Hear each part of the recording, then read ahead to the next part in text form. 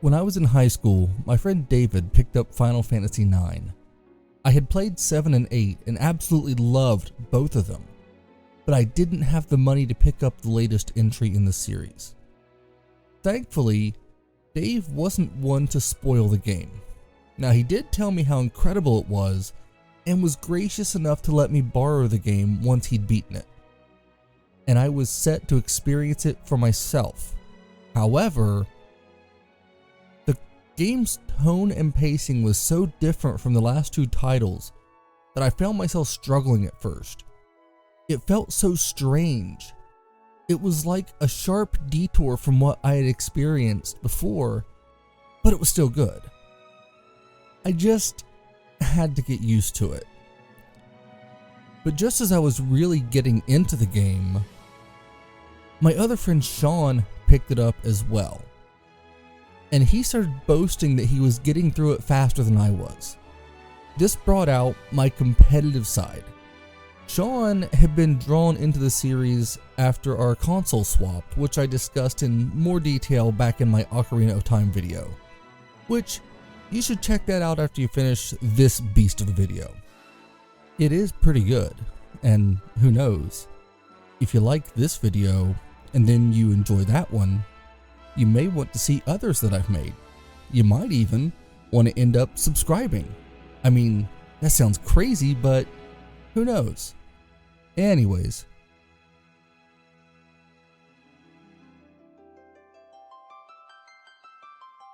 Sean and I would both call each other and talk about where we were in the game.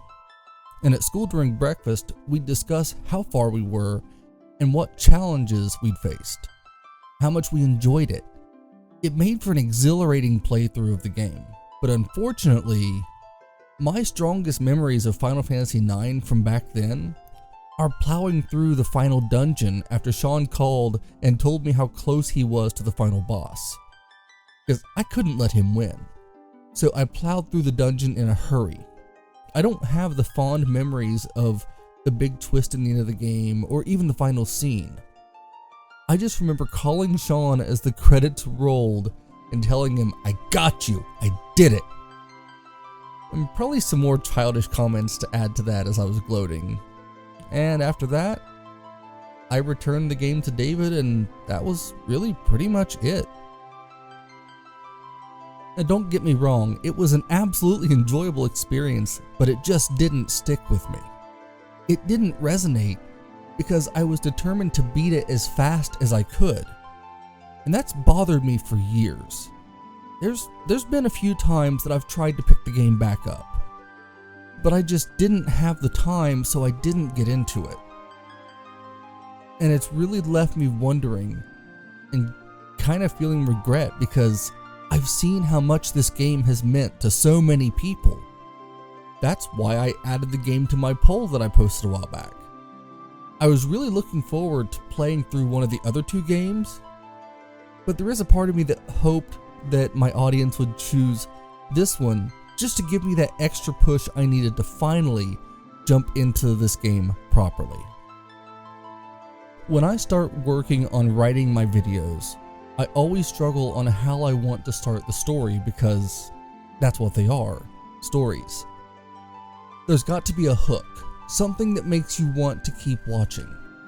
These days, we're told that stories have to get right to the point because otherwise everyone will just drop off. Just like I'm sure some by now have already done so on this video. We're told that people today don't have the attention span for long videos and to just get to the point because time is precious. And I get that. But this isn't one of those types of stories that you can just rush. Because Final Fantasy IX deserves to have time and care given to it to let the story breathe. When trying to sum up my thoughts about this game, I have struggled to filter my thoughts to the core concept of how I feel. But I think if I had to sum the game up as briefly as possible, I would say Final Fantasy IX is patient. This game knows what it is. I feel weird calling it that, given that through a lot of the story, there's countless things happening all at once. But somehow, the game can feel overwhelming in what it's throwing at you while still feeling slow. And while I used to count that as a major point against the game, now I've started to come to appreciate it. The story here sometimes manages to feel like it's grinding to a halt because there's just so much happening all at once.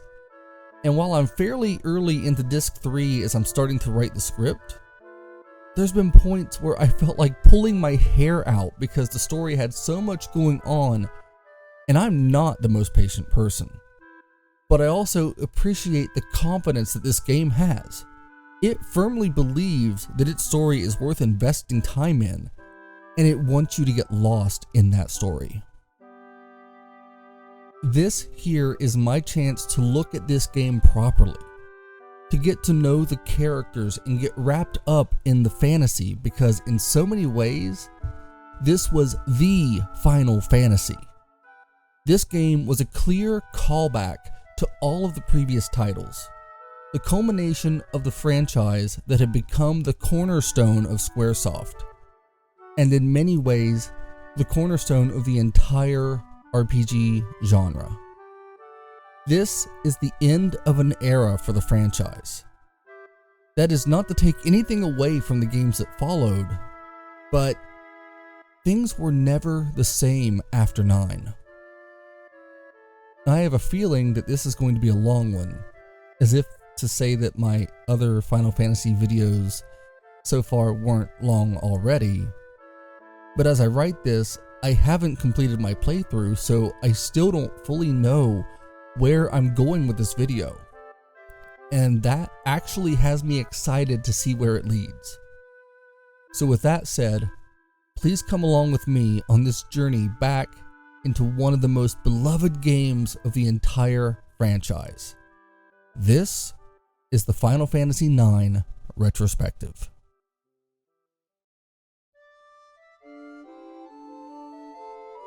Now, I have to get this out of the way right now before I have to say some of the names of the people and places in this video. There are so many names in this game that I have no real idea how to pronounce. And if you've followed my content, getting names wrong? Sparkmandrill is just part of the charm of what I do. Now, I'm going to try my best, but keep in mind, you're certain to hear some weird pronunciations in this video. So please, if you want to roast me in the comments for saying Zidane, Zidane, Zidane, or Lord only knows what else, I'm gonna do the best that I can. And for me, so long as I don't call him Cloud. Now Cloud can relay his message about the incoming missiles. They ask Cloud and the others. I think I'll be alright. There's a lot that goes into making a series successful. Most of the time, it's a matter of knowing when to shake things up. And with Square, they certainly did that when the PS1 era rolled around for Final Fantasy. 7 was a landmark title and a console seller that absolutely opened the floodgates for JRPGs to make their way to the US on a level that we had never experienced before. Without Final Fantasy, we likely wouldn't have several classic games here in the US. It was a true paradigm shift within the industry. This left Squaresoft in a really interesting situation because Final Fantasy itself was a pretty drastic departure from the other games in the series, straying from the more highly fantasy style of the classic games. And it was also the most successful to date by a wide margin.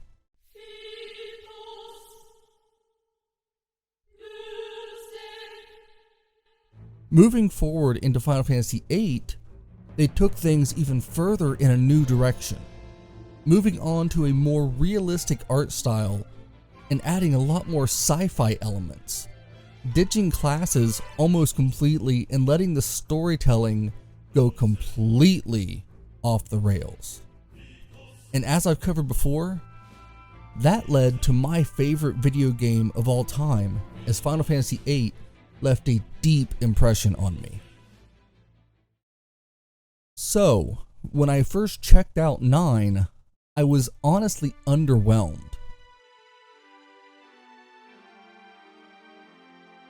My friends and I were discussing amazing cutscenes in games when David showed us the opening scene of Final Fantasy IX. Now, I thought it looked really cool, but I couldn't get into the art style for the characters. It was just jarring for me. And from what I've learned over the years, it was a decision made to bring the game closer to the series' roots.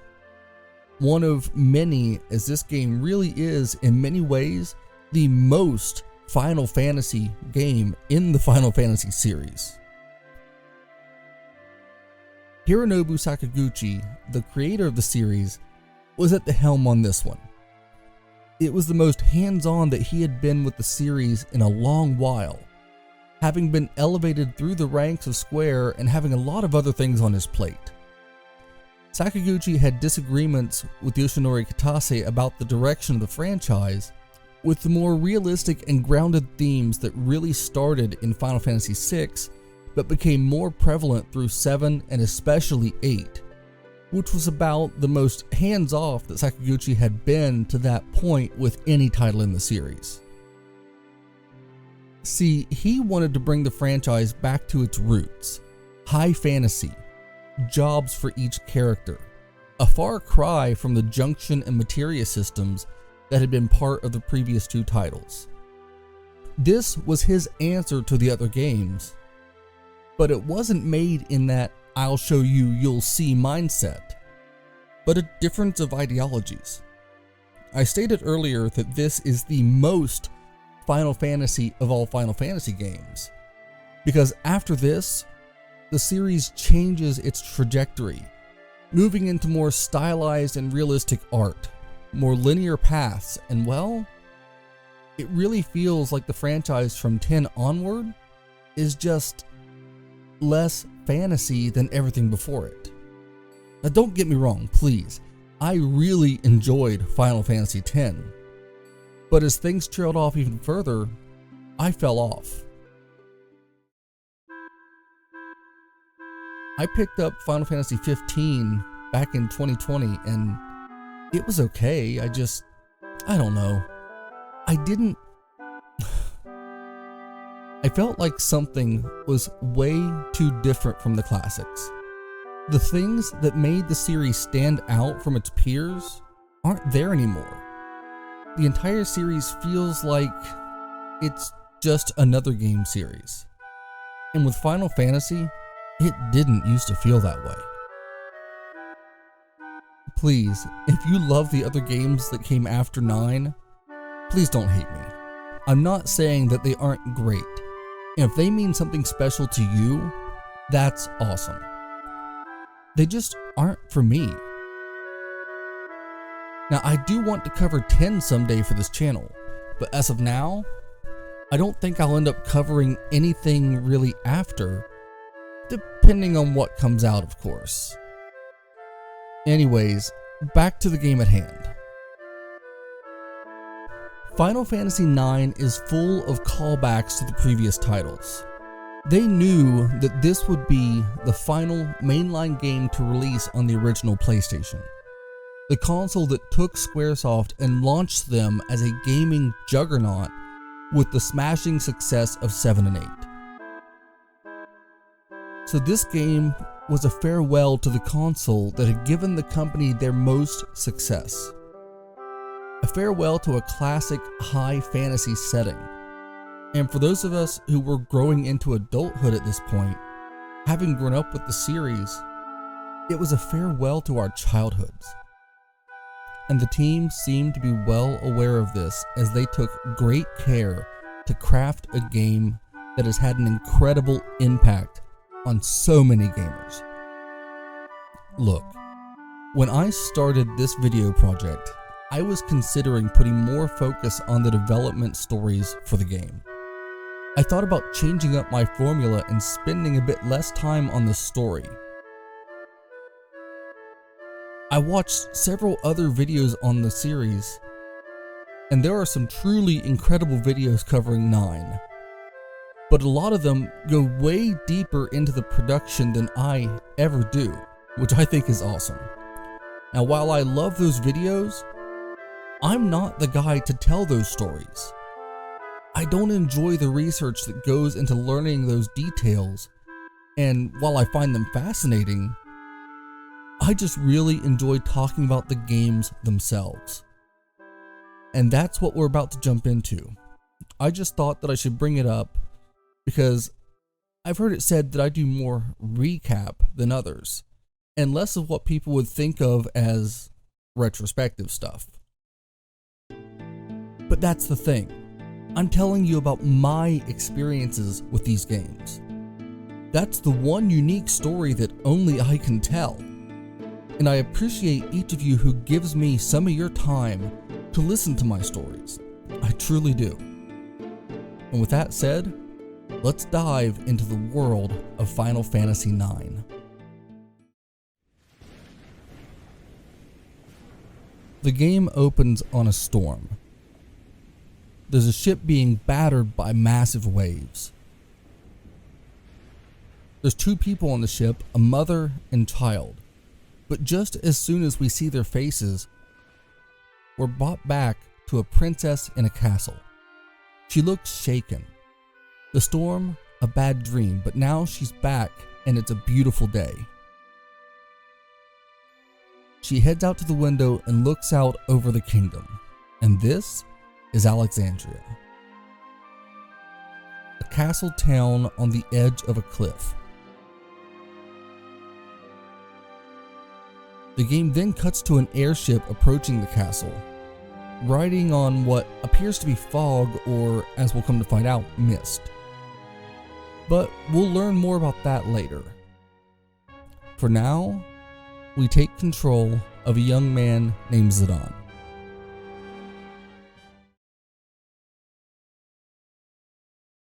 He walks into a dark room and lights some candles to illuminate the room before his friends come out to tell him that he's late.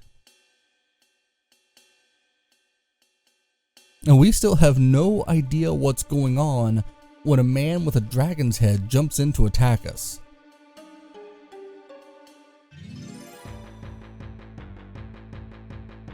This is our first step into the battle system of the game. We're facing an enemy that isn't really a threat, but we've got to go through the commands at hand. It's basically just attacking and stealing. Now, we'll get more into the combat later, maybe, probably, hopefully, because for now, they've exposed the enemy as their boss, Baku.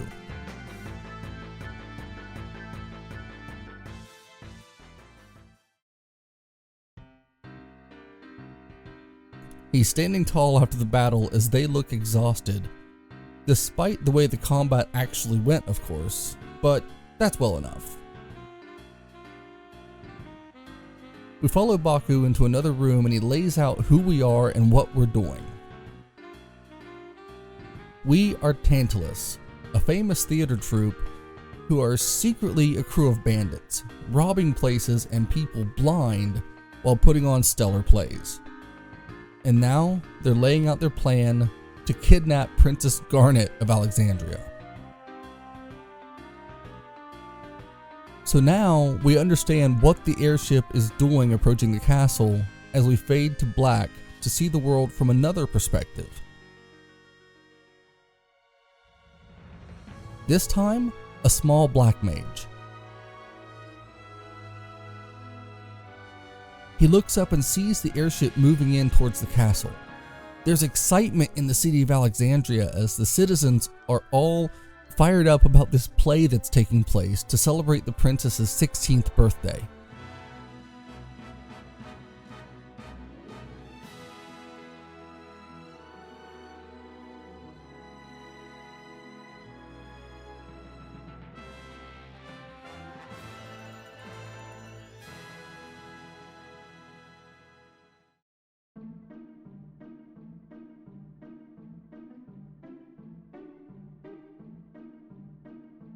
The mage bumps into a child and he drops his ticket, and she gives it back to him before running off, leaving us to explore the city.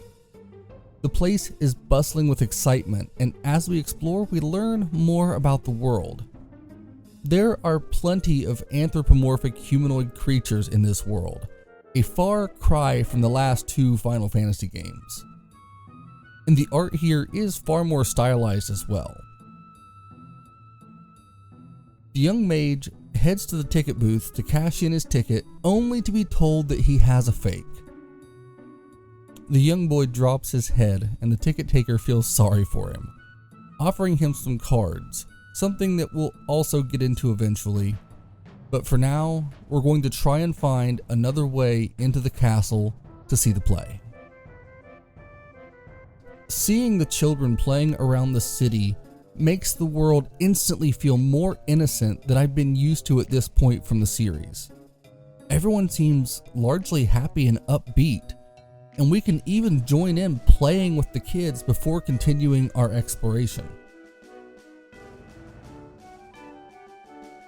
The inn is fully booked, as we see from the tantrum the red mage is throwing when he can't get in.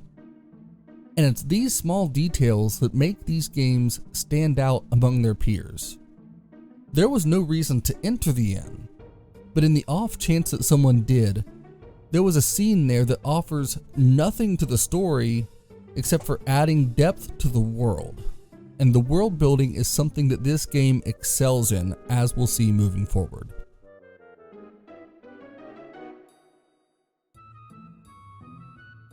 Eventually, we run into a rat boy in the alley. He offers to help us get into the play if we agree to be his slave, which I did without even hearing him out. We watch as he walks off with a ladder as we speak with Alleyway Jack. No, not that Alleyway Jack. To learn more about playing the card game. He tells us about how it works, and despite that, I never did get the hang of this game. Now, after we find the young boy's cat, I decided to go ahead and try the game because who knows? Maybe I'll like it this time. So, I play with an old man, and well, as you can tell, I have no idea what I'm doing. Something about the arrows being defendable sides, I really don't know. But I got really lucky on this one and I won. So I tried again, and yeah, I have no idea what I'm doing. Now, as much as I enjoyed Triple Triad back on Final Fantasy VIII, this was just not something that I enjoyed or even understood in the slightest. And of course, aside from a part later in the game, this card game plays no actual role in the story or even in the gameplay. Now, as much as I will have positive to say about Final Fantasy IX, Tetra Master is something that I have nothing else to comment on. It's just not for me. So now, let's move on. We catch up to the rat kid and he tells us to go up a ladder, but we end up being dropped onto by a Moogle named Kupo. He tells us about using tents and saving the game, and then we watch the rat kid carry the ladder up a ladder.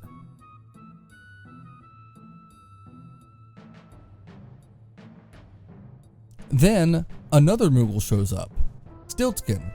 He tells Kupo that he's traveling, but now we're being called up the ladder by Rat Boy. We follow him across some rooftops and very sketchy board bridges. Now, as we're traveling, we learn that the mage's name is Vivi, and the rat boy is Puck. They continue making their way across the rooftops, trying to get closer to the castle, moving over multiple sketchy board bridges as they get closer.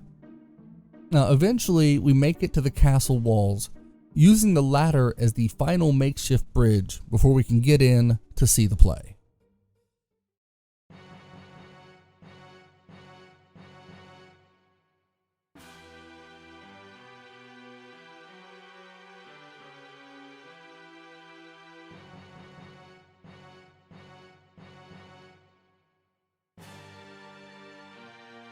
From here, the game cuts to the play as it's about to start, with the two kids there joining in the crowd to watch. And then, an Eldritch horror shows its face, or the face of Queen Braun, a unique looking character who is ecstatic to see the play. Now, as it goes on, we see the first glimpse of Steiner, the leader of the Knights of Pluto, who looks upset to see that Princess Garnet doesn't look excited. And then, on to the play.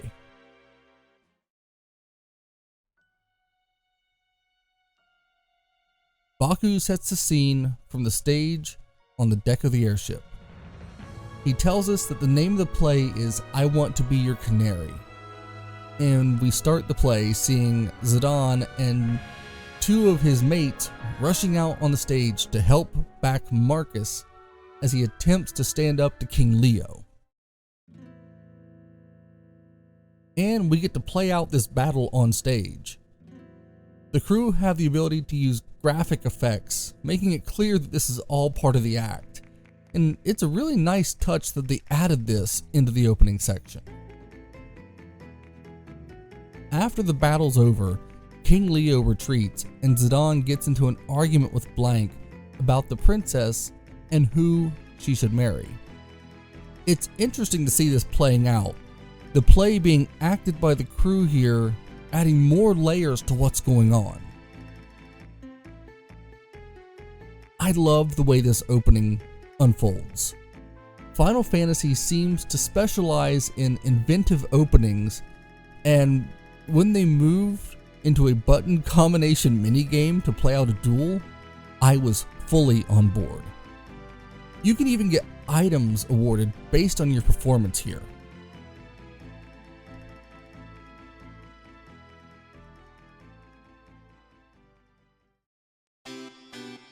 After deciding that I did well enough, it was time to head into the castle and begin the plan, with Blank and Zidane taking out two of the Pluto Knights before stealing their armor. Blank complaining a lot about the hygiene of the soldier who'd been wearing the armor before him. And then we head into the castle to look for the princess. From here, Zidane heads upstairs to look for her, hoping to capture her and return with her to the ship, but as he gets to the top of the stairs, Zidane runs right into a hooded girl, nearly slamming into each other. This stranger is dressed similar to the white mages from the old Final Fantasy games, and the two have a brief conversation. The girl trying to run off as Zidane gets suspicious, but when Blank speaks up, the girl rushes past the two to take her leave.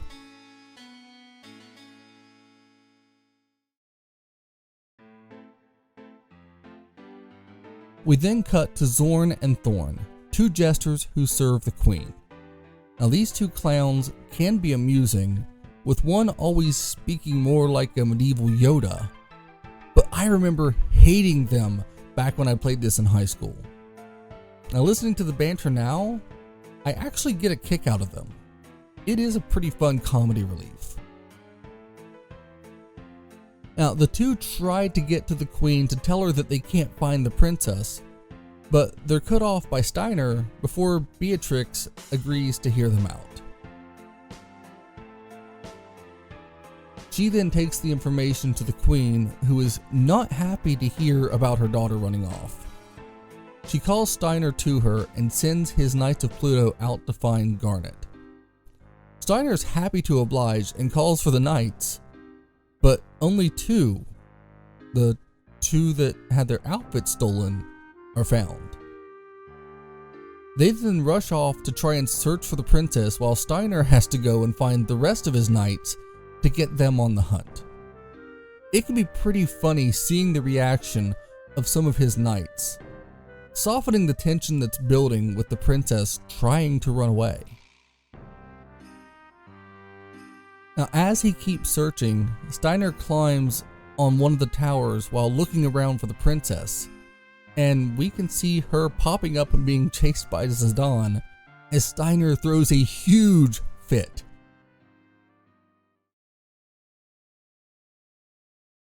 We then cut to the two on the other tower.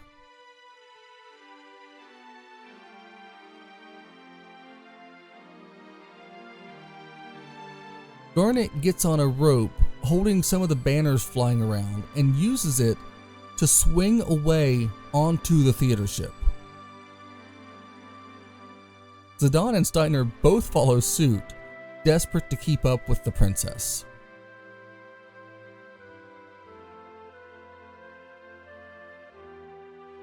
Zidane lands in front of the band and is then a really convenient landing pad for the princess before chasing after her. She spins Ruby around with how fast she's going and apologizes to her as Zidane runs in. Ruby tries to tell him what the princess did, but this opening allows her to rush off, with Zidane chasing close behind. Then the two finally get to talk. She asks him if he works on the ship, and when he confirms it, Garnet asks him to kidnap her, which I guess does make the kidnapping bit a little easier to pull off. It's an interesting scene as Garnet seems desperate to get away from Alexandria. Zidane isn't sure what to do, alarmed and getting the feeling that she was in danger, and then he takes a knee and vows to do his best to kidnap her. It's an oddly heartwarming scene, and before we can get any further, Steiner is banging on the door trying to find the princess. Senna shows up and leads them out of the room before old Rusty barges in shouting for her. I will never not be amused at how he clanks about so loud whenever he moves. And he is in such a panic trying to find the princess that I couldn't help but chuckle here. Senna in the next room opens up an escape hatch down into the engine room, and they all drop before Steiner and one of his knights rush in. And then the knight turtles himself into the hole, leading Steiner to try to find another way before we realize that this bumbling Pluto knight was actually Blank in disguise.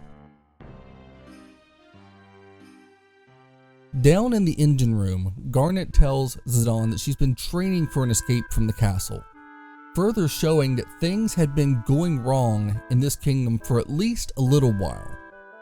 Now, just as they're making their escape, Steiner drops down on them and gloats before the others join in to help fend off the overzealous knight captain. The battle doesn't go on too long before Steiner unwittingly releases the Oglops, some disgusting little critters that Blank had taken with him, and in the panic, we retreat from the room and head back to the play on deck.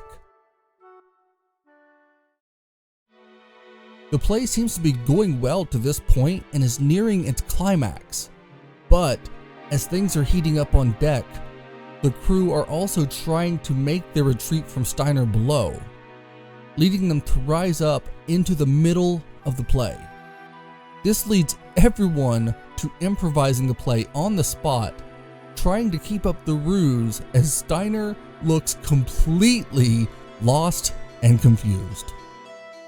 This is where we are reminded that this is Garnet's favorite play, as she is able to step right in and feel the role of Cornelia.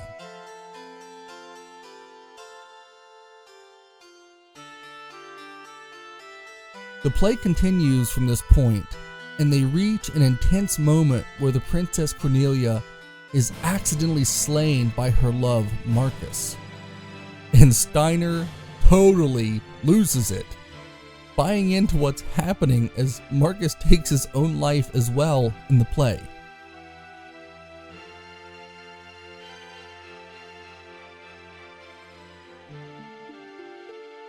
We then see that Queen Braun is completely buying into what's happening in the play before cutting back to Vivi and his friend Puck.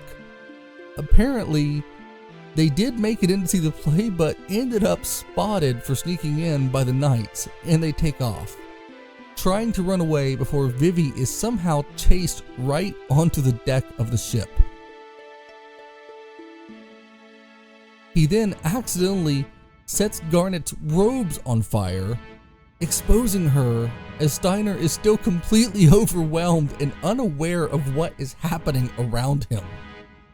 It's pretty funny to see him completely losing his mind here before he tries to stop us again from taking off, leading to a showdown on the deck with he and two of his knights.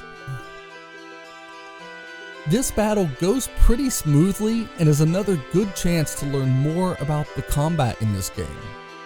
Chasing off Steiner's knights and leaving him alone, too stubborn to give up.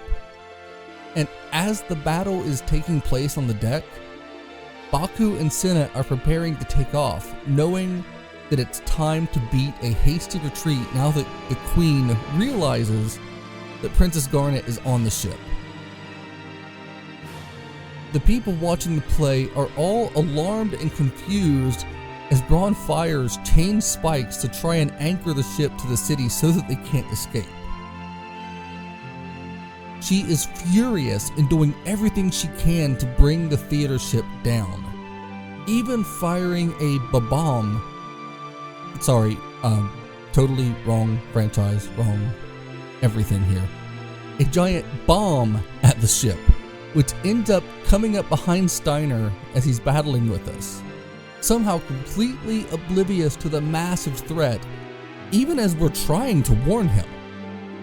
I remember laughing pretty hard at this the first time I played through the scene years ago, especially when he insists that he would not fall for that trickery as they try to tell him what's happening just behind him.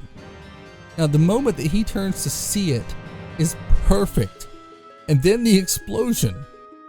They certainly opened this game up with a bang, as the ship is heavily damaged but still manages to get away, just barely, making their way out of Alexandria as the Queen Braun rages.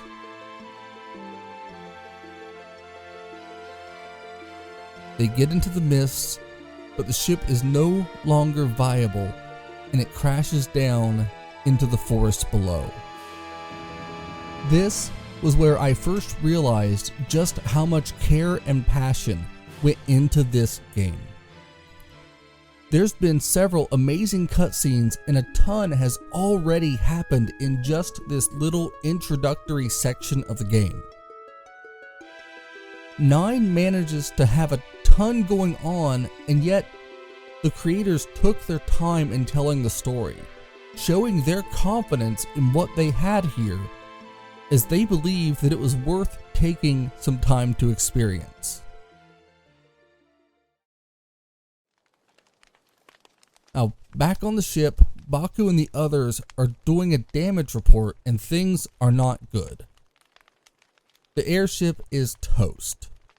They're now stranded in the evil forest, which, given the reputation that nobody has ever made their way out of the forest alive, I suppose the name is fitting, even if it's a bit silly. The crew are out of the ship, but it's burning. Well, they're not even all out of the ship. Anyways, Zidane then comes up to the airship, having been tossed off on impact, and we see our first active time event.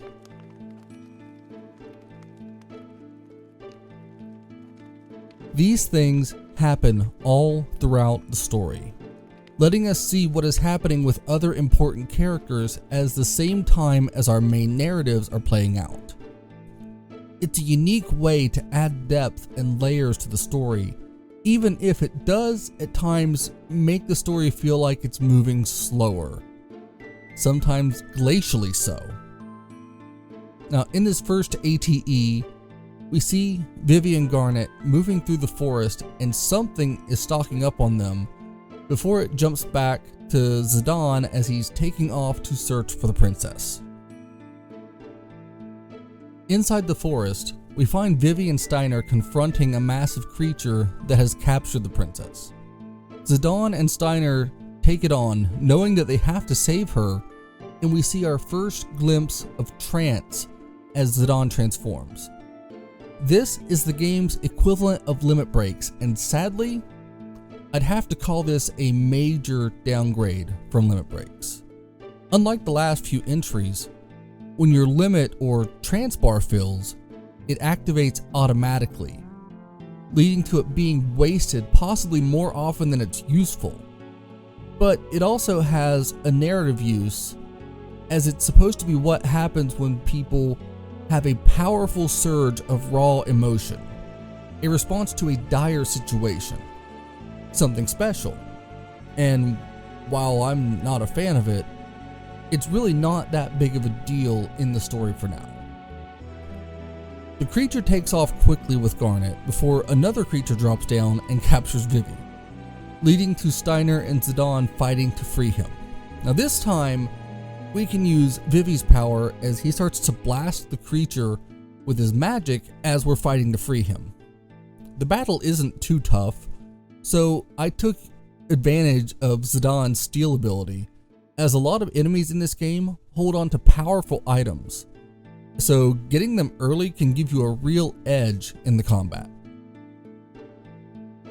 Eventually the creature falls and Vivi is freed before the thing drugs both he and Steiner, leading to them blacking out in the forest. We then jump ahead and see that they were taken back to the destroyed airship. The fires have been put out, so at least they have a shelter for now. Vivi is given a potion to help him recover from the plant's poison before we see two of the members of Tantalus sending Steiner into a room to rest as well, telling him also to take the medicine. Now he's certainly a stubborn old fart. Anyway, back to Zidane. He is meeting with Baku. Zidane is determined to go after the princess, but Baku is not willing to send the rest of the healthy crew members out, and he forbids Zidane from going. But when he takes off from the room, it's pretty clear that Baku already knows what he's going to do. From there, we see a few options for active time events. With the girl who was left behind, we discover that Ruby was left in Alexandria when the ship took off. Not sure what she's gonna do, and then, with time to escape, Steiner is trying to find a way out of the damaged ship before picking up a doll. Then we get into another active time event with Senna searching around the wreckage outside the ship for the doll that Steiner picked up, and collapsing on the ground, upset, thinking that his doll is gone. And now we're back in control. This rapid fire bit of storytelling happens at several points in the game and has grated on my nerves in more than a few places, this being one of them. It felt weird to need to see all that information when the bigger plot was going out to rescue the princess. So once we get back in control, Zidane goes to meet with Vivi and check on him, telling the little mage that he's going to go rescue the princess. Once he leaves the room, he worries if he can actually rescue her like he promised Vivi, and reflects on running into her at the castle, clearly already developing feelings for Garnet.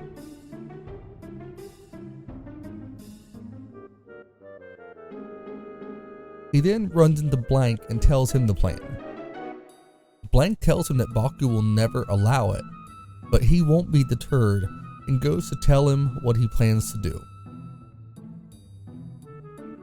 Baku does understand and he hopes that Zidane is ready for this, telling him to meet him in the cargo room so he can kick his butt.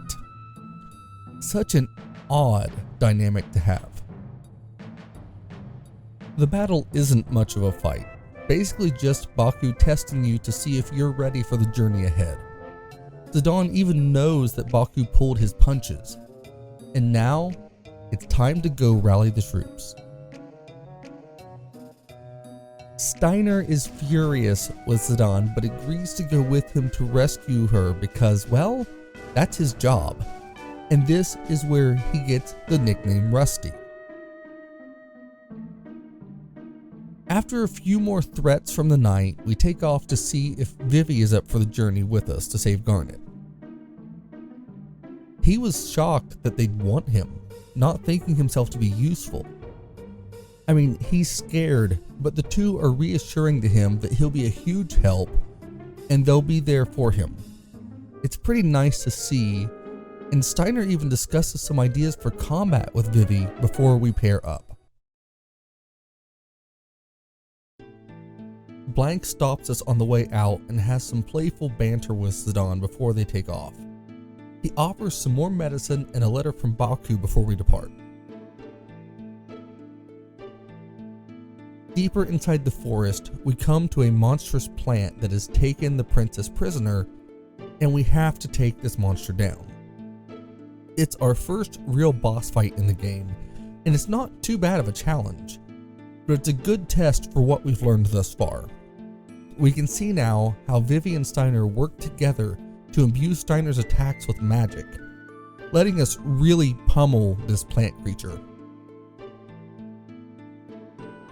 And as the battle goes on, Blank joins us, having been sent by Baku to help out Zidane, showing that the leader of Tantalus has a pretty big heart despite all of his rough edges and bluster.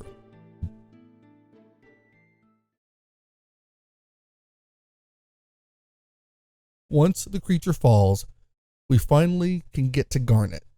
They give her the medicine, and then they beat a retreat as more enemies start to emerge from just about everywhere.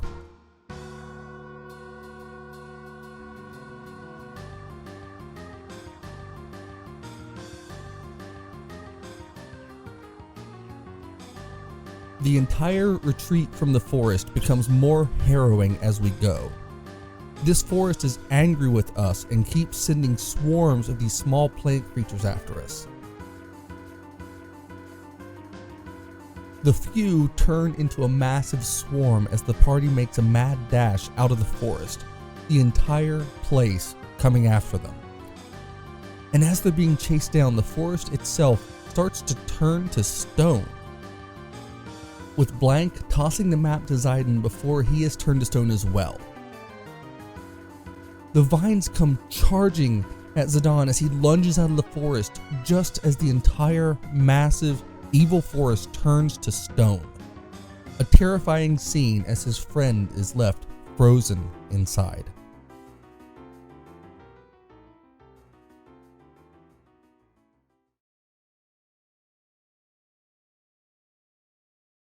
Zidane tries to get back in, but it's no use.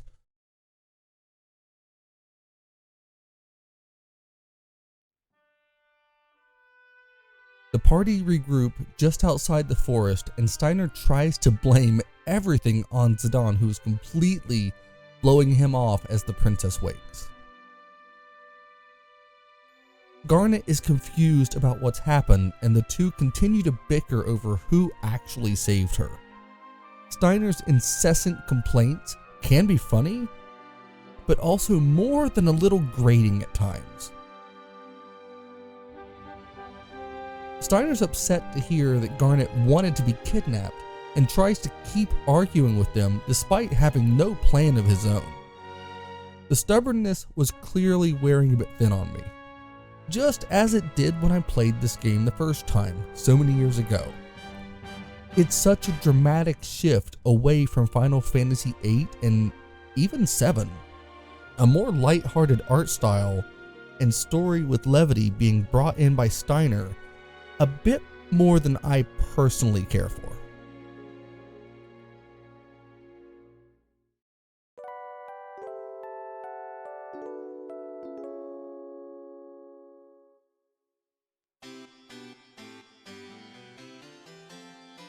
The morning sees Zidane vowing to eventually come back and cure Blank, but for now they have to keep moving. The princess needs and wants to get to Lindblum, so that's our destination.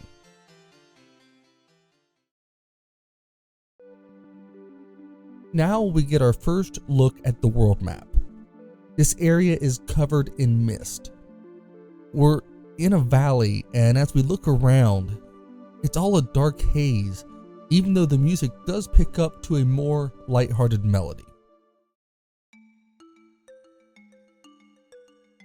We make our way across the open plains before reaching an ice cavern.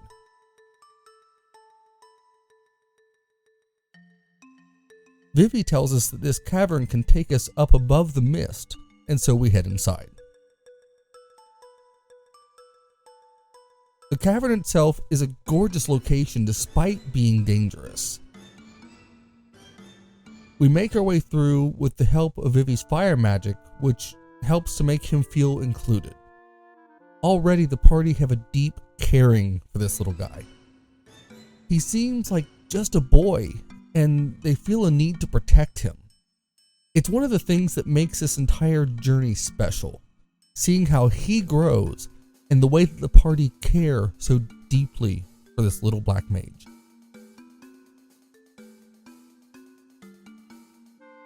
As we move deeper into the cave, we reach a particularly windy stretch, and Vivi, Steiner, and Dagger, all three, pass out.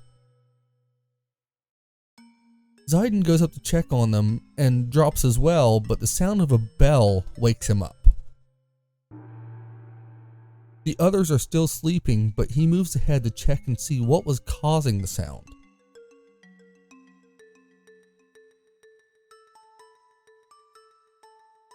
And here, we meet Black Waltz number 1.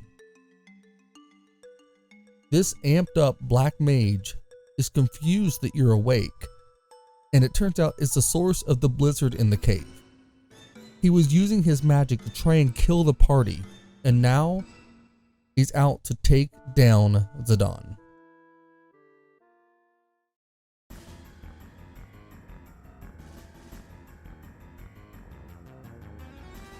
He summons a giant sea lion to aid him in this battle, and it's a fairly tough boss fight, but eventually we can take out the two, making pretty quick work of them after going into trance.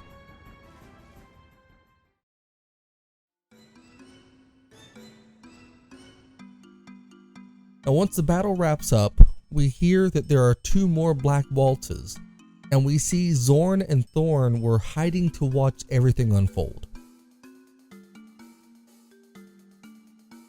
We head back, and the others are just waking up.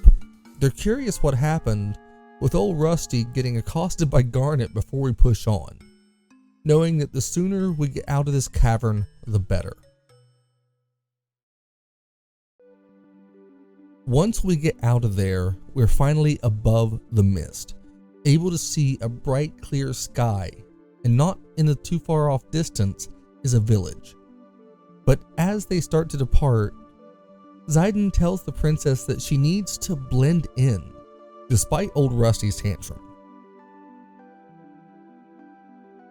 The two start to argue before Garnet agrees with Zidane, saying that she needs a new name.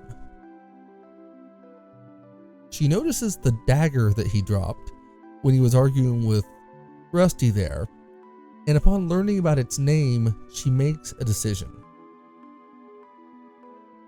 Now, I have seen a lot of others who have said that they just set the name back to Garnet because it's not too long before the ruse is up. But I've always kept it with Dagger because once she takes that name, Zayden accepts it as who she is. And it's nice that they keep that. Something to keep the princess tied to her friends no matter what happens. She may be Princess Garnet, but for them, she's Dagger. And from here, we're back on the world map to make our way to Dali village.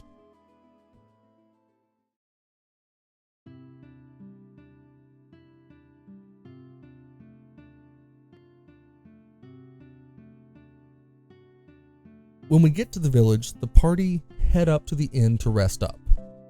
It's a peaceful place. So peaceful, in fact, that the innkeeper is asleep when we get there. He acts a bit odd before giving them the room. Inside, we learn that Dagger wanted to head to Lindblum, which I'd already mentioned, and that her plan was to go with Tantalus. Zayden promises to help her get there before Steiner tries yet again to get her to return to the castle. This guy just seriously doesn't get it. Zayden vows to protect the princess, and then Steiner argues that he will protect her. And while this is going on, Vivi heads to take a nap, and thankfully, the whole argument ends soon enough. I can totally understand why people love these characters, but in this early game, Steiner is annoying as hell in my opinion. After the argument, they all take a nap. Zayden wakes hearing singing and looks around. Everybody else has taken off to explore the village, and he wonders if it was Dagger who was singing. We leave the room and walk into another active time event. Here, we see Dagger reflecting on what happened at the castle, hoping that the people there are okay. As she is lost in thought, a villager walks up behind her and needs to pass. Dagger tries to act like not a princess and is curious about the woman's work, learning that she's keeping the monsters from killing her crops, oglops. And then she pauses as the woman is surprised.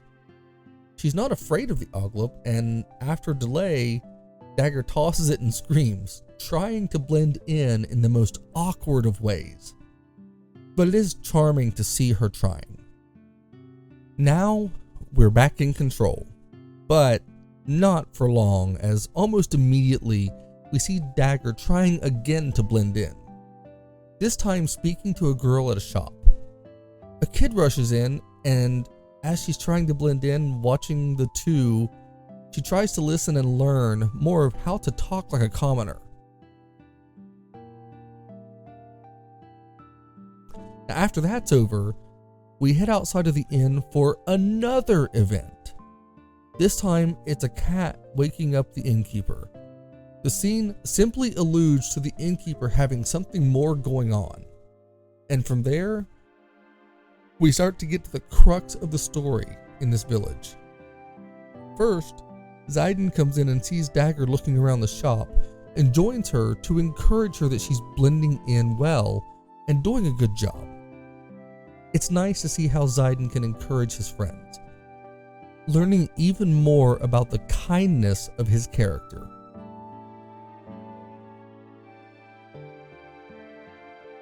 As we keep exploring the village, there's chances to do more. We can speak with the locals. Zayden can peek in and spy on Garnet if you want to be a little creep. But eventually, after your shenanigans, he'll run into Vivi. The two have a short discussion about Zayden's interest in the ladies, and he asks Vivi to head back to the inn soon before walking off, as Vivi tells him that he can hear a chocobo somewhere, but he can't see it. And just after Zayden takes off, the kids of the village capture Vivi. It seems so weird.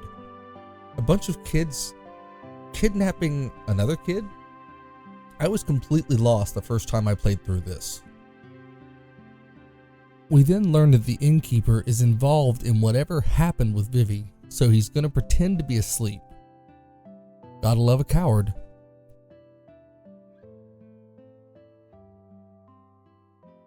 Zayden can keep exploring and eventually head back to the room. He finds Dagger there. The two have a little conversation where Dagger asks where the rest of the adults are in the village. A pretty good question.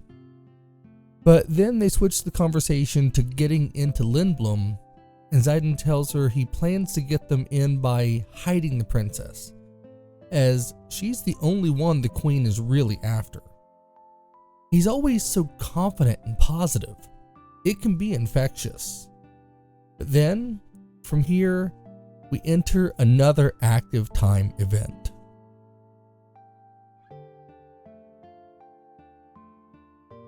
Here, we learn that Steiner had volunteered to help the girl at the shop by organizing things for her. showing that his drive to help others is as strong as his stubbornness. He then asks about the transportation and goes back on his rant about getting back to the castle. I get that he has a one-track mind, but it's getting old fast. I do believe that this is being played up for some levity and to be comedic, but I don't know. It just doesn't quite hit for me. Now, the girl does tell him that they have a cargo ship in the village, and the excited old Rusty rushes off to try and secure a route back to the castle.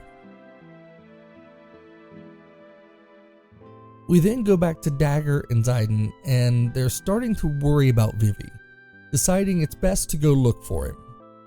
We head back to where we last saw the little mage and can hear crying from a pipe in the ground, realizing it's him.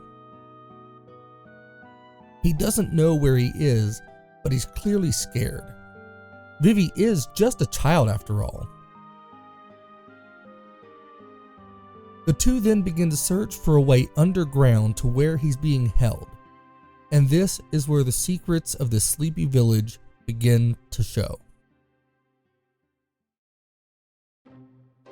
In one of the empty buildings, we find a way down below ground and we follow it, finding an entire underground mine or cave setup below the village. Inside, we hide, hearing the adults having a discussion about their cargo and production before seeing two of the men marching Vivi along. The operation is tied to Alexandria Castle, but we're not sure how just yet.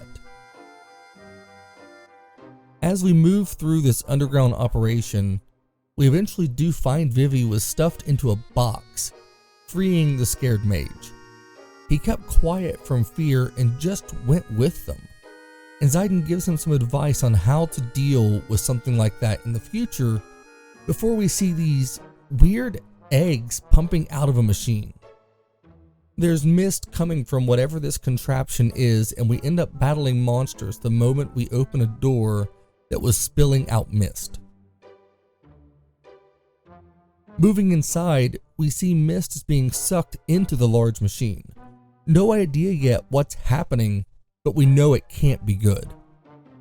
We follow these eggs along a conveyor belt before discovering the terrible truth. The machine is creating black mages. It's no wonder they kidnapped Vivi. They must have thought that he was one of their creations. The people of the village don't appear to be evil or anything, and they're shipping these off to the castle. It just goes to show that sometimes you can get tied up in doing things without realizing the potential consequences.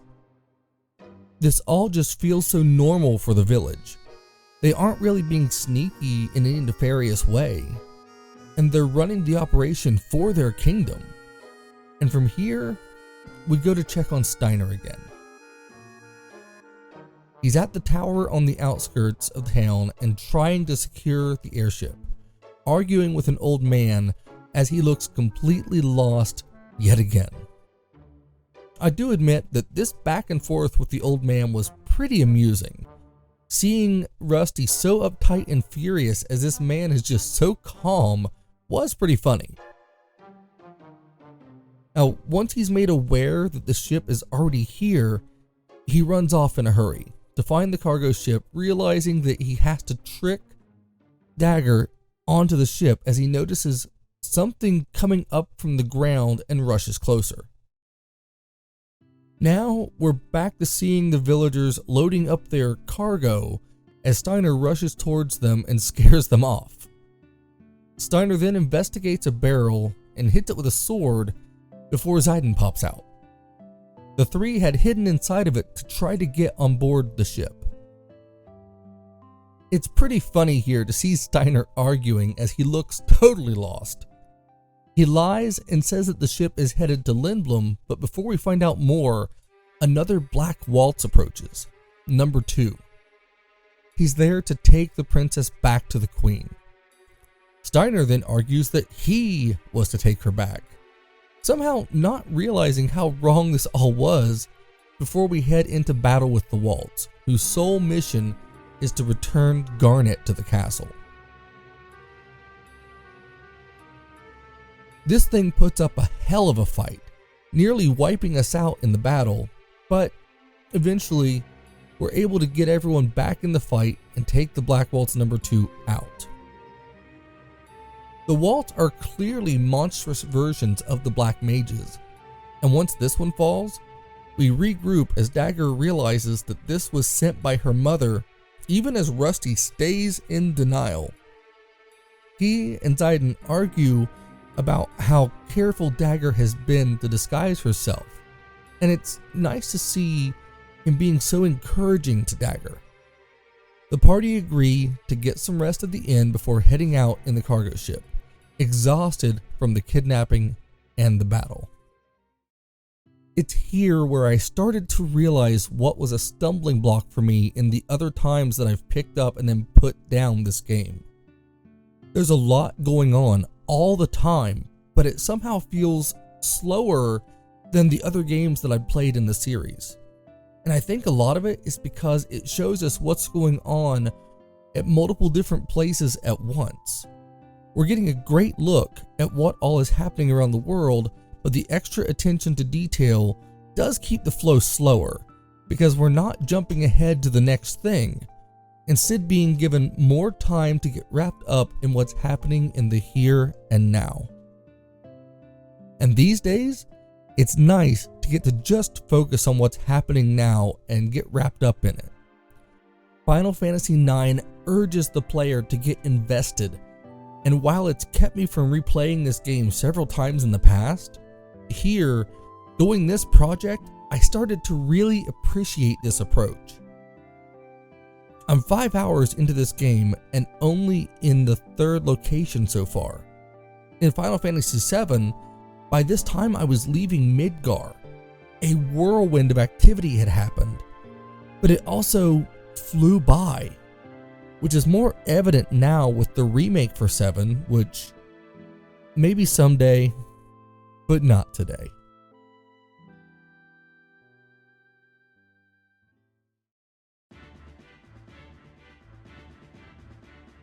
Now that we've rested up, it's time to get on the airship and make our way to Lindblum.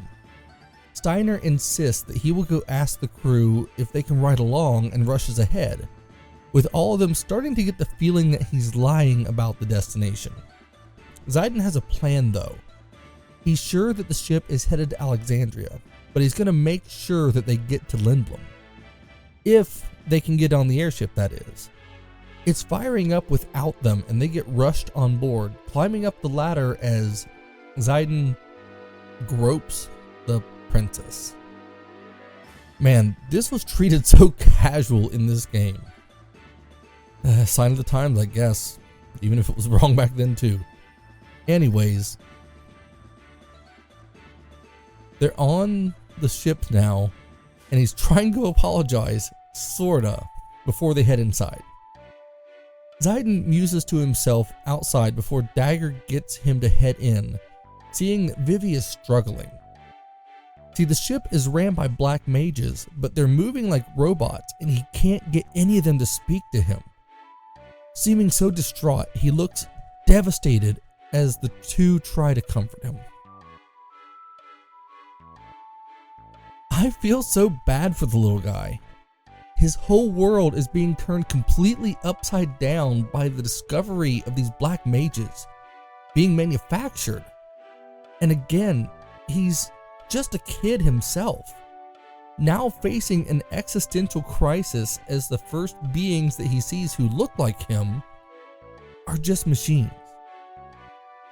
Zidane heads up to the upper deck and finds Steiner on his hands and knees, thinking the ship took off without them. Now, he's happy to discover that they're on the ship and gloats that Zidane will soon be in prison for kidnapping the princess. It's still a bit much. He is so certain that he's doing the right thing, but just as he's going on about it, the airship turns around, and there we see Black Waltz 3 watching the ship.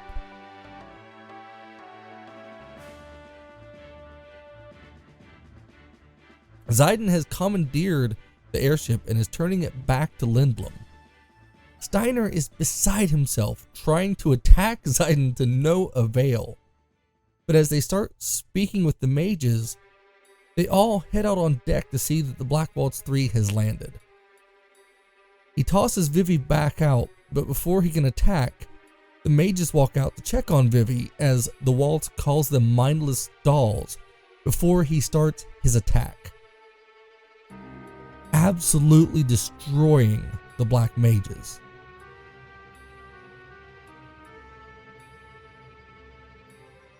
Now, the look on Vivi's face, seeing this attack as all of the mages fall like lifeless dolls from the ship. The horror here that he must be experiencing is heartbreaking. And now, we have to contend with this monster.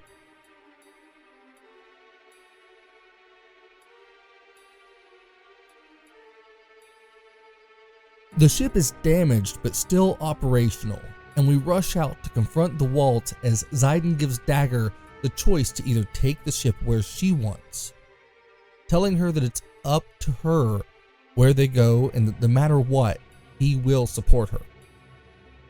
Back on the deck, Vivi is arguing with the Waltz. He says that the mages were just a product and many more are being made. The Waltz thinking of them as nothing. And then he faces the party. We're facing him on the deck, and as the battle begins, Vivi goes into trance, amplifying his powers immensely. The third Black Waltz is tough, but with Vivi being in trance, we manage to make fairly short work of him.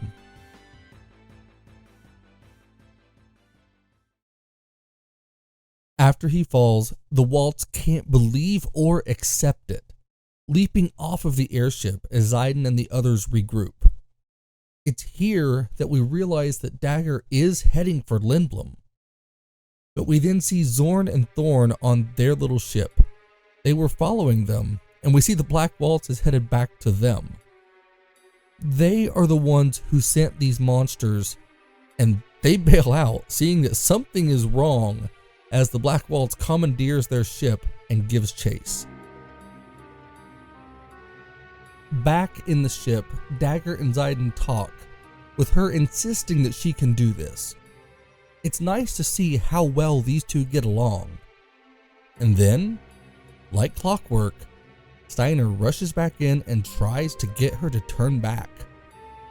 The Black Waltz is chasing them, and the argument breaks out again before getting to work backing the princess as they race, being chased down, trying to get to the gate. Vivi is out on the deck watching as the Waltz attacks the ship, and he uses his magic to protect them before collapsing. The cutscenes in this game are breathtaking. Zayden holding on to Vivi as he hangs over the edge while they're chased just for the Waltz to crash, barely making it through. It's amazing.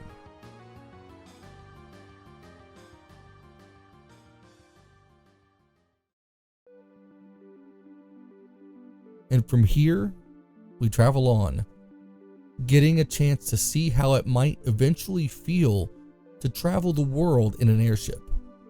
But just a tease. This old ship is damaged, but is just able to keep moving. Dagger blames herself for what happened, and Steiner freaks out as usual before the princess thanks him for helping. Steiner then vows to protect Dagger until they return to the castle, which I thought was already his duty, but here we are. Now, Zayden is starting to realize that they may likely go their separate ways after this, and he's pretty sad. But then Vivi asks him if he's the same as the other mages. Then Steiner speaks up, surprising me as he was encouraging to Vivi. He and Zayden putting their issues aside to comfort the boy.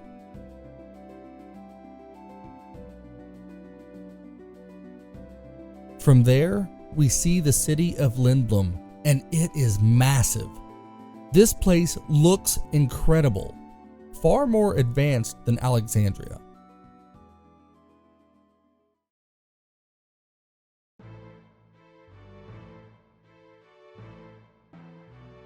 Now we've docked at the castle. They're all blown away by the size of this place.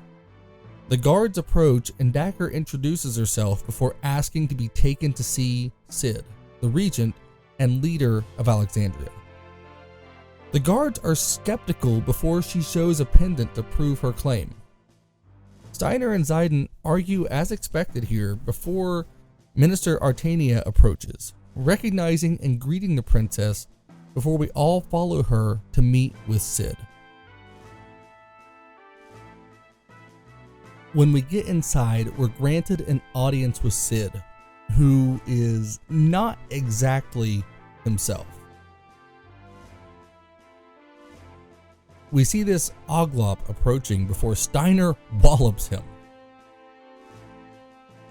We then learn once Steiner is settled down that this Oglop is the regent. He was transformed and his wife was kidnapped. But instead of having a meeting now, he insists that we all go and rest.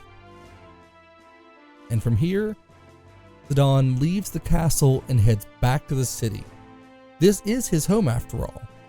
So he heads to a pub that he's clearly a regular at to get a meal before he runs into an old friend, or at least an acquaintance of his. And this is where we first meet Freya. The way they meet up is pretty comedic, listening to them go back and forth about her name teasingly. It's all showing just how casual and laid back Zidane can be. He's not a traditional hero, and it makes for a nice change of pace to have someone who doesn't seem special. No former military training, no special magical background, just a street rat who is thrust into the spotlight.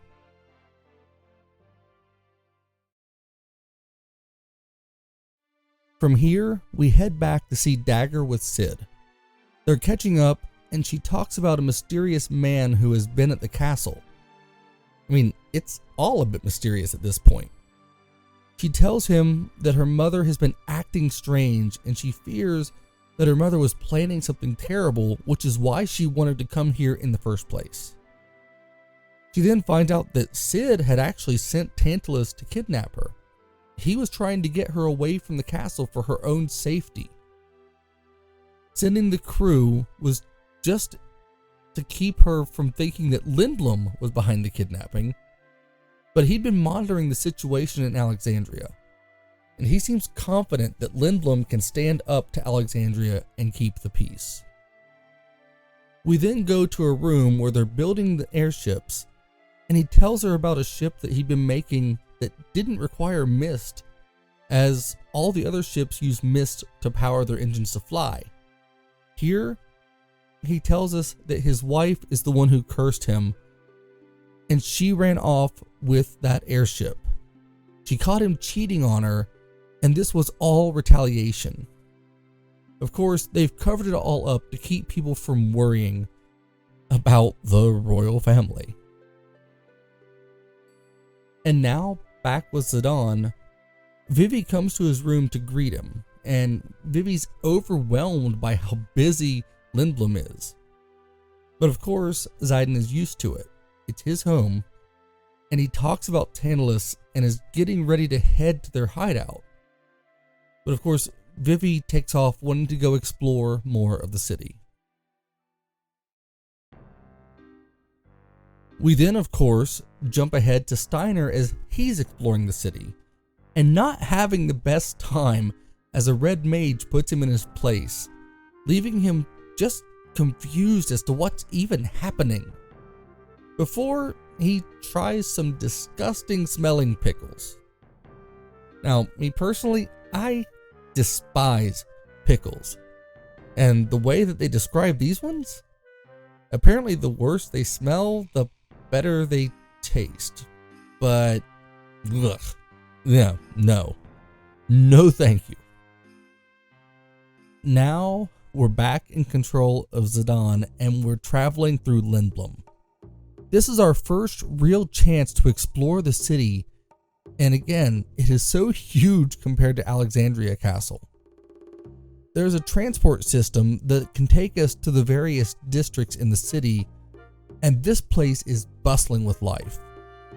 Now, I know games from this time often feel empty because of a lack of characters around, but in Final Fantasy IX, it feels like every major location is alive.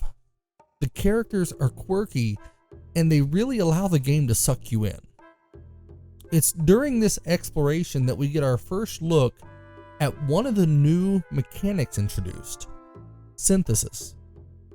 The game encourages you to keep your older weapons and items as you can combine them to create better items. It's a simple concept, thankfully, so with just a little bit of thought on your end, you can access some pretty potent weapons and armor early on in the game. I could delve deeper into systems like this, but there are several other creators who already have a major focus on that. And again, we're here for the experience of playing through the story of this game. So let's get back to that. We've seen that the Festival of the Hunt is approaching and the city is preparing for this hunt, where they release dangerous monsters and wild animals into the city for proud warriors to take down in a competition. It's a simple concept, if not a bit insane. There's just a lot of activity going on here in Lindblum. Getting glimpses of the others in the party, seeing Vivi exploring one of the shops, and getting excited about the festival. Though, I have to admit, it's always a bit heartwarming to see how Vivi just seems to look at life through a different lens than everybody else in this world. It's refreshing, even if Vivi does run off excited about seeing animals and totally missing out on the danger of the festival. And before we can really get too far ahead of ourselves, we're treated to Steiner discovering the new steam-powered airships that Lindblum has been working on. It's played off as a smaller detail here, but in this world, all of the airships are powered by mist, which means that they can only travel where there is mist. And now, the age of the steam engine is coming to Lindblum, enabling their ships to travel in ways that they've never been able to before. It's actually a pretty incredible innovation in this world. Now, the yo-yo keeps moving as we're back to Zidane as he heads to the Tantalus hideout, and nobody is there. At the same time, Dagger is in the castle hearing about the Festival of the Hunt from a guard who tells her that she's been ordered to stay in this chamber for her own protection. She basically traveled from one cage right into another, all in the name of keeping her safe. Now we return back to Zidane as he speaks to a few young kids, encouraging them.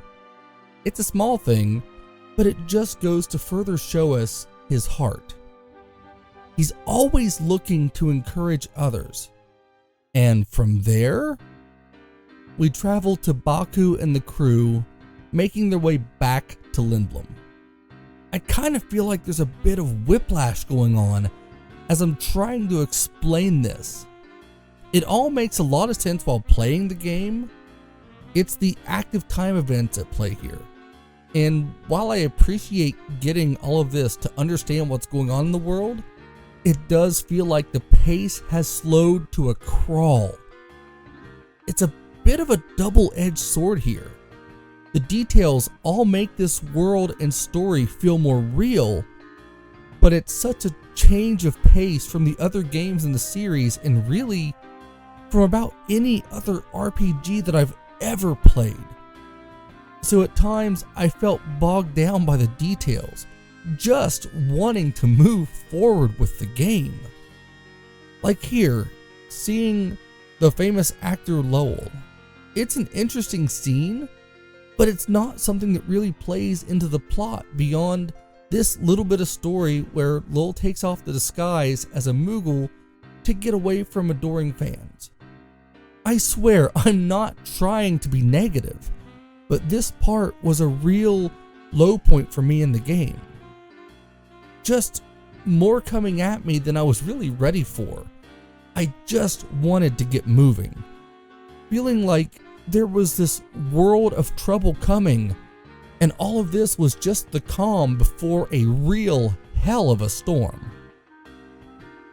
And yes, I know I could have skipped a lot of this for the sake of the video, but I wanted to illustrate the one thing that really drags this game down in my mind. It can feel like a whole lot of hurry up and wait, but at the same time, as the game moved forward, I've come to appreciate this more. This in-the-weeds approach to storytelling. Now, by time we're later into the game, it means that we will have had so much extra time with this crew, and we've seen how they've grown together as individuals. It's just a lot of front-loaded information for the sake of more impact later in the story. And I promise I do appreciate it, even if I wanted to pull my hair out at this point in the game. So let's move forward. Back at the castle, Zidane hears Dagger singing and tries to get to her, but he's stopped by the guards. So naturally, he decides to do as he did back in Alexandria, luring in a guard and stealing his outfit. He locks the sleepy soldier in a closet before sneaking through the castle to get to the princess. He eventually makes his way up and finds her at the top of a tower with some birds, and she looks upset. He compliments her on the song and calls for her to join him at the telescope, which offers a pretty incredible view of the countryside. This gives us a chance to learn just a little bit about the world that we're in, as Dagger is still struggling with guilt, blaming herself for everything that's happening. She's grateful to Zidane and the others as well for helping her, but she's still struggling at this point with opening up, asking why he helped her, and asking even more about how he had planned to kidnap her before she made it clear that she wanted to go. He brings up a sleeping weed and she asks for some to help herself sleep. Innocent enough for now, and then Zidane asks her about the song that she was singing. Now, Garnet doesn't know where she learned it, but she says that she's just always known it. We then learn that Sid is struggling with the new Hildegard airship. Being an Oglop has stunted his mind as he can't remember how he made the first one function. Just to show that while they have the technology to travel without the mist, it's still a work in progress. And we're then back to Zidane and Dagger. He asks her about an airship cruise he had invited another girl on in a comedic situation, upsetting Dagger before asking if she'll go on a date with him if he wins the Festival of the Hunt. Now, Dagger reluctantly agrees before we move ahead to the festival. We see monsters being released in the city as everyone's getting prepared for the hunt. It still feels like a completely insane idea to release monsters into a city like this, but I'm sure it'll be fine. We learn that Vivi and Freya are taking part in the tournament as well. Now, this entire hunt is a mad dash through the city, taking on as many monsters as you can, trying to get the most points. And while I did enjoy running around and taking on the monsters, I didn't win and never encountered the big beast that was set loose in the city, coming up short to Freya, which actually works out better in the end regardless. But now, the Festival of the Hunt is concluded, and then a Burmesian soldier rushes in and lets us know that their kingdom has been attacked. The king of Burmesia sent him to call for aid before the soldier dies of his wounds.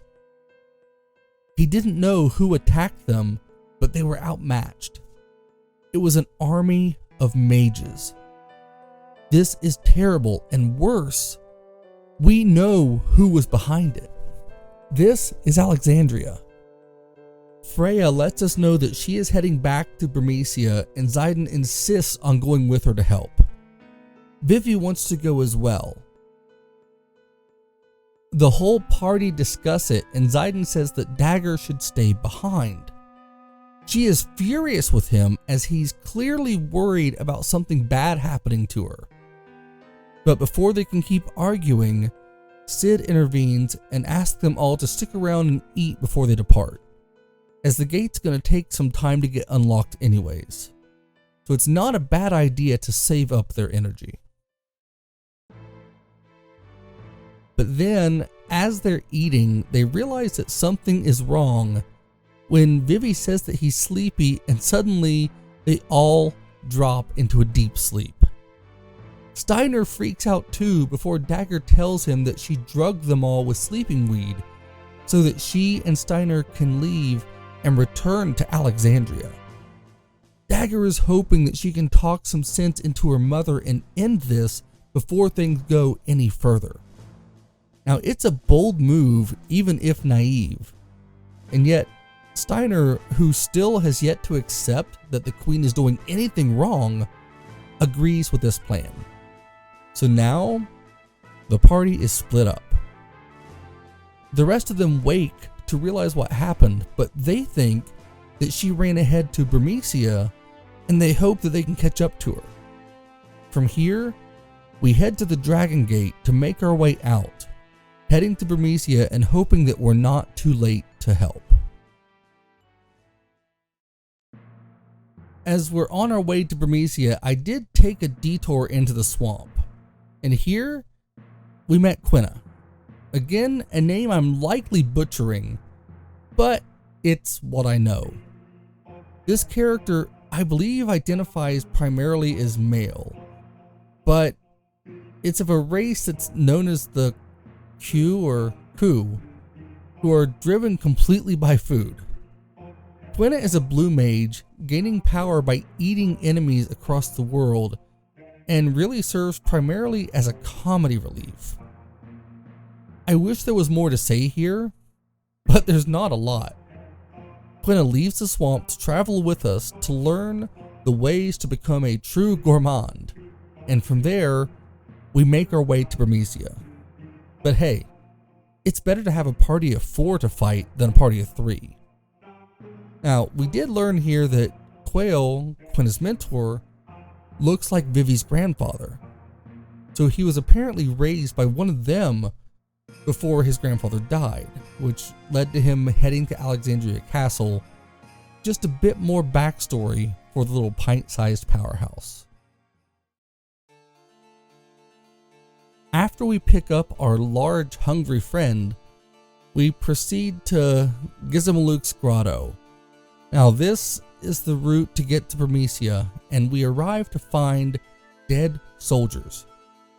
Freya is horrified and checks on them, but it's too late. We rush into the grotto and find more soldiers who have been taken out by the Black Mage army. Inside, we see Zorn and Thorn with Black Mages, watching helplessly as they take out more soldiers before they attack us. The battle through the grotto, taking out the mages, is wild, and we have to plow our way through before we end up having to face Master Gizmaluk, a creature of great importance to the Burmecians. Now, they say that he's not usually hostile, but with all the insanity of the mage attack, this creature is in a frenzy.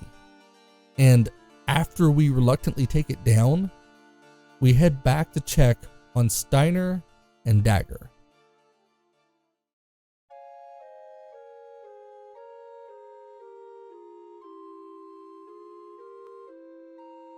Steiner is carrying a large sack, trying to walk through the gate to get out of Lindblum.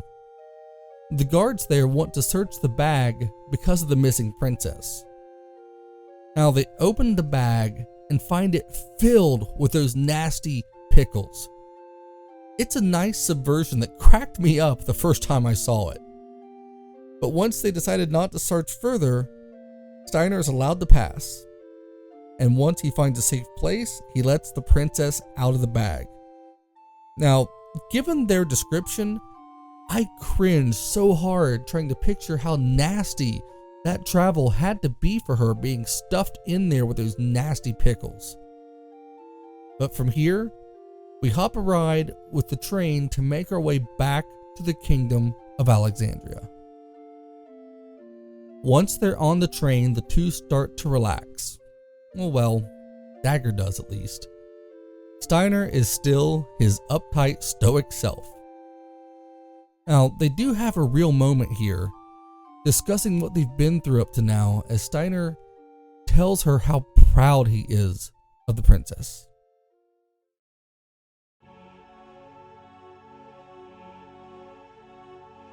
And now, we're back with the others, checking on another guard as he's in rough shape, passing away too. It's terrible seeing how many Burmesians are slaughtered here, and we haven't even reached the city yet.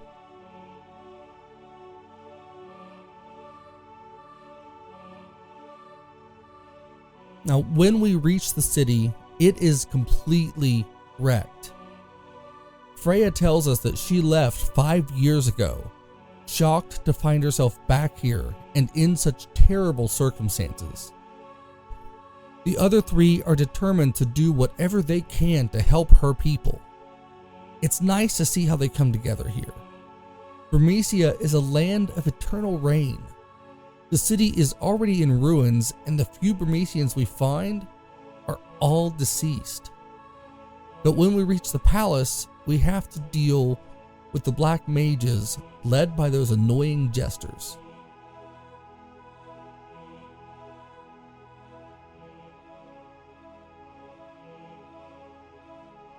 We battle our way higher through the palace before Freya checks on Vivi to make sure that he's ready to push forward, worried about how finding out the truth of his origin may affect him. As we go through this journey, I'll never not be moved by how the others are always supportive and caring over Vivi.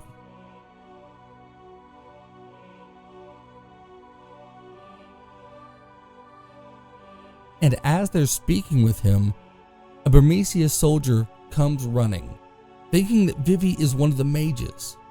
Now they assure him not to worry, and Freya asks about the king.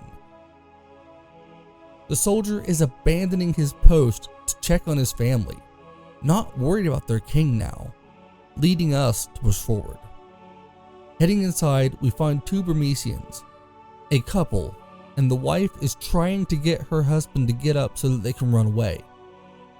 Zayden pulls him to safety just before the structure that they are under collapses, getting them to agree to retreat to Lindblum. From here, we move forward, searching for the king. The state of this place is so sad. The rain and the architecture makes me, it just makes me so disheartened. Just wondering what it would have looked like before the attack. A state that we unfortunately never get to see for this, what appears to be an otherwise beautiful country.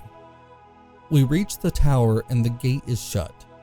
Zayden tries to comfort Freya before starting to wonder where Dagger went, as they're more and more sure now that she didn't come to Burmecia after all.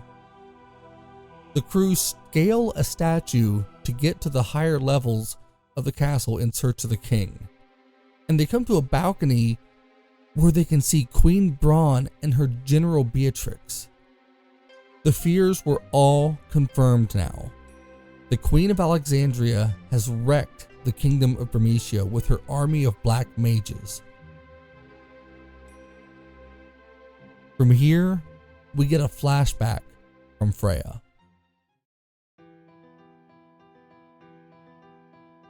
She's speaking with a man named Sir Fratley, her love, and he's talking about Beatrix, telling her that he's going to go on a journey to become more powerful. Freya doesn't want him to go. She loves him, but she understands, making him promise to return, but he never did. This is the past that haunts Freya. This is her motivation. She left after he didn't turn up, searching for her lost love, refusing to believe the rumors of his death. Something I feel on a deep level that I'm not quite ready to open up about yet. And as she is being checked on by Zidane, a new player enters the field, a young man with white hair. This is Kuja, a mysterious man who has been helping advise the queen for a while now. Braun makes it clear that she's not going to be satisfied until they have the king, calling the Burmesians rats, meant to be derogatory even though, well, they sorta are, I think. But she is so vile, shouting at Beatrix before Kuja tells them that the survivors have likely retreated to Cleyra, a sister city to the Burmesians that is protected by a massive storm, making it very difficult to attack.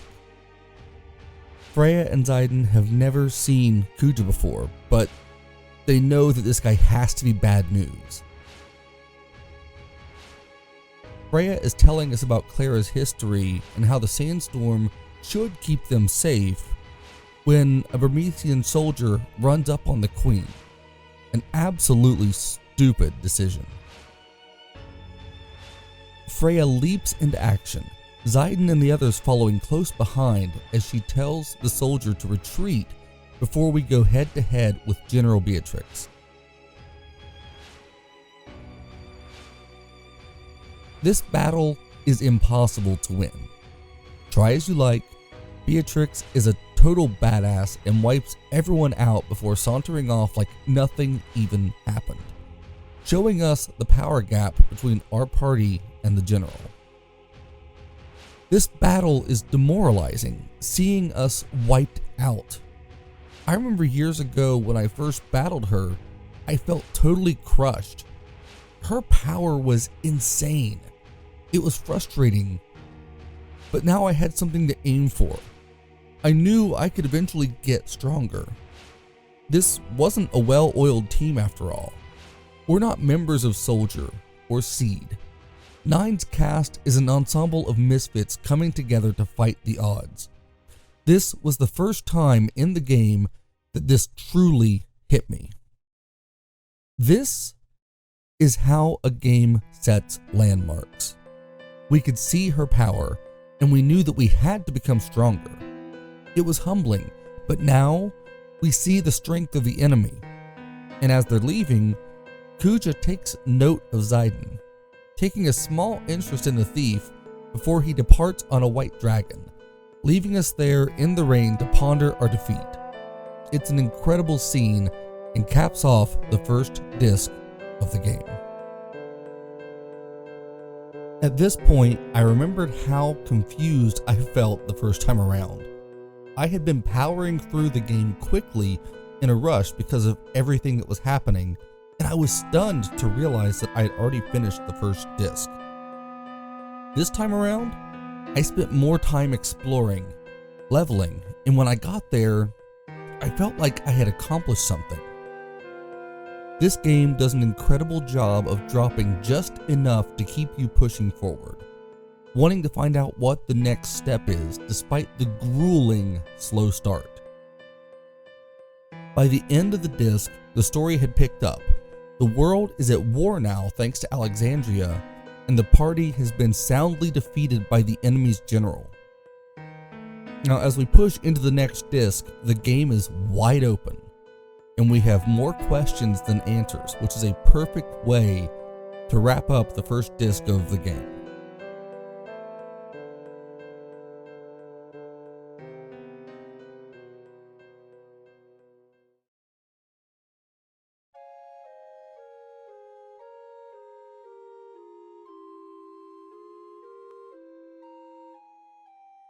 The start of the second disc takes us back to the gate to travel from Bermesia to Alexandria. The two guards are discussing the possibility of a war between the two nations. It's interesting the way that they're approaching the topic. One of the soldiers wants to go to the front line, but the other hates the idea of war, showing a level of real depth before they discuss Steiner and his love for pickles. Never change, Final Fantasy.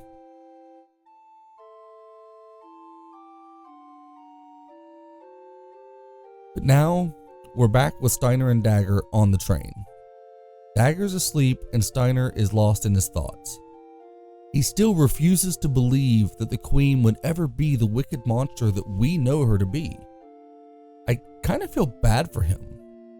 But we've seen this throughout history. People who think that their leaders must be on the side of good, even when all signs point otherwise. From here, the two stop at a station in between the two nations. They have a short wait on another train to arrive to take them to Alexandria Castle. Dagger and Steiner rush off to stare out at the land that they call home. Dagger's surprised not to see the castle, as it's really the only thing in Alexandria that she's ever known. This is all new to her. It's a big world and she's only now getting to see it. Now, when I was younger, I was fascinated, and still am, with other cultures and parts of the world, seeing how other people live and the things that matter to them. How different things can be from just one group of people to another simply because of where they grew up.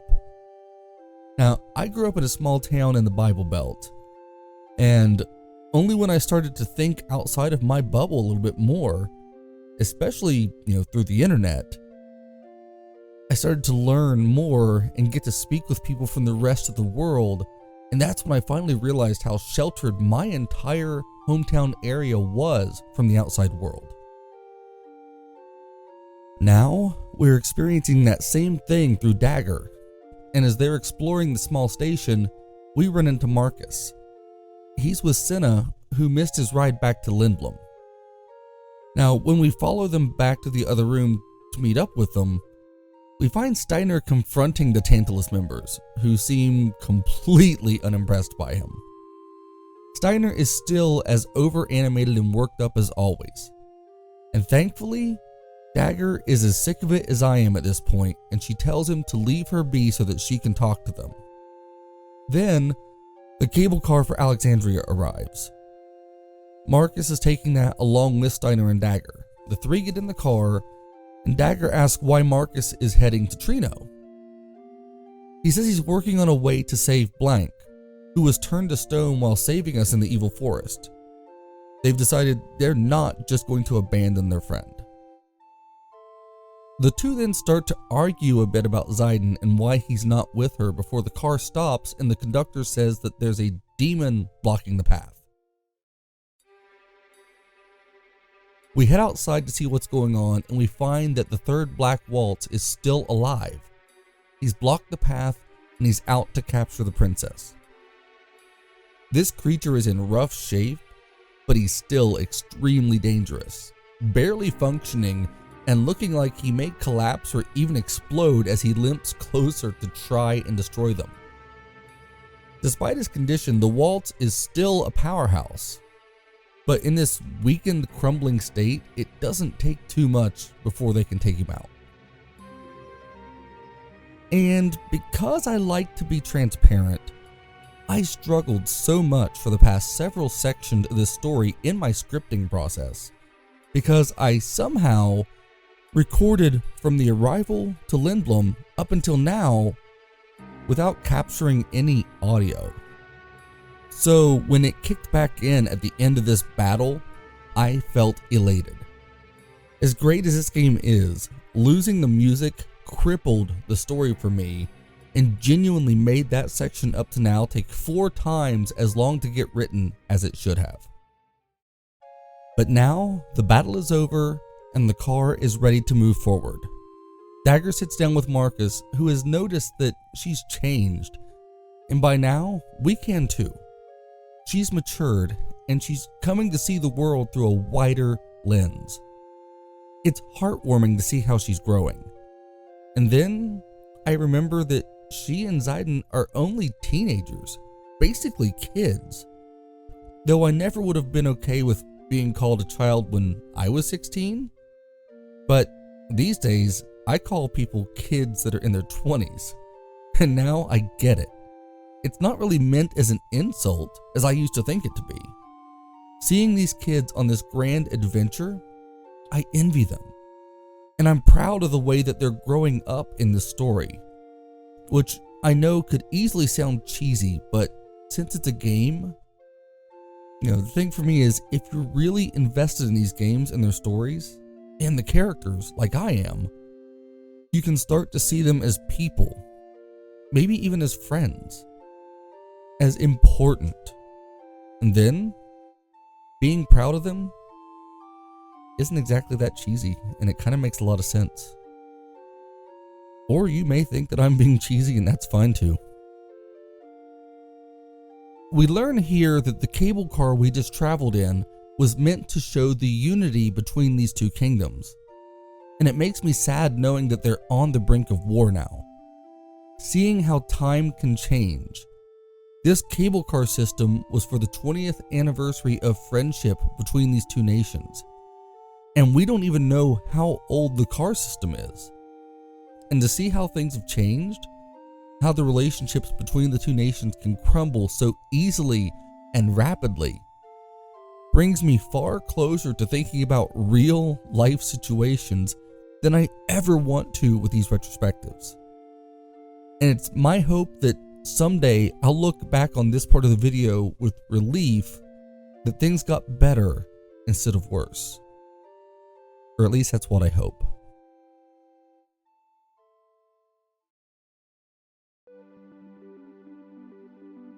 After leaving here, we make our way to Treno. And the first time I went there, I remember just thinking something was weird with it getting dark. It turns out that Treno is a city shrouded in darkness. Right from the start, Steiner has to get his jabs in as he argues with Marcus.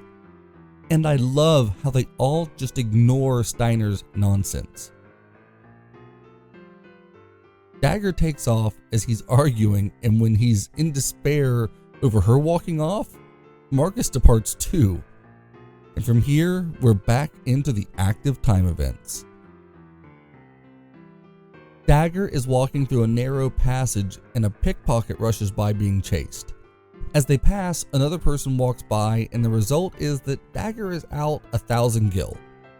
It's a frustrating scene, but it also cracked me up a little, so I don't really have much complaint here. And now we're seeing even more of these events. So I'll just go through them quick as I can. First, there's two kids who are discussing the city and how it's changed, and how the ones in power push those with less around, and agree that they're going to become nobles on their own too, as Marcus passes on his search for Supersoft, a potion believed to be able to cure his frozen friend. Next, we jump to see Dagger checking out more of the city, not finding it to be a nice place. She decides to go the direction where a drunk is sort of passed out, and then starts to speak with an old man who is either deaf, senile, or both. I can imagine her confusion and dismay trying to converse with him before she takes off. Steiner is searching for the princess and sticks out like a sore thumb in this city. And again, the creaking of his rusty old armor adds so much character to him as he bounces around. As much as he frustrates me, Steiner isn't a bad guy. He's trying his best to do what he believes is right and to fulfill his oath to protect the princess. I get it, just, man, he is operating turned up to a 10 at all times.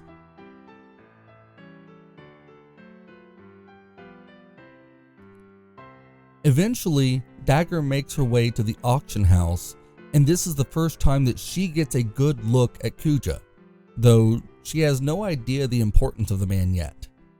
From here, Marcus heads in to meet with an old friend. Baku tells him about where the supersoft can be found, and we then cut back to Rusty as he finally catches up with the princess at the auction house. From there, Dagger seems to remember seeing Kuja, but doesn't put the pieces together for now.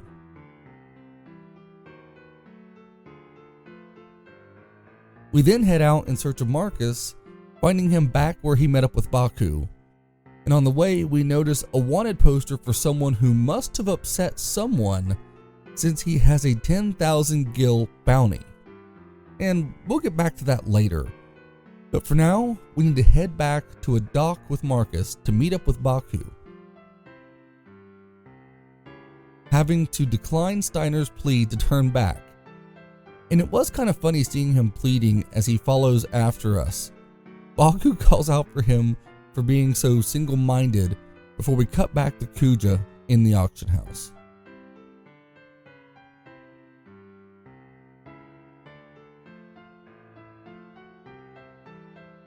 He's speaking with an auctioneer about Burmecia and speaks of an elephant lady, clearly speaking about the Queen Braun, who he's been helping, showing us that he's got something far more sinister planned than anything that we've seen yet. He asks about the princess, whom he has an interest in, before going into villain monologue about her. I definitely get some Sephiroth vibes here, but for now, we have to move along.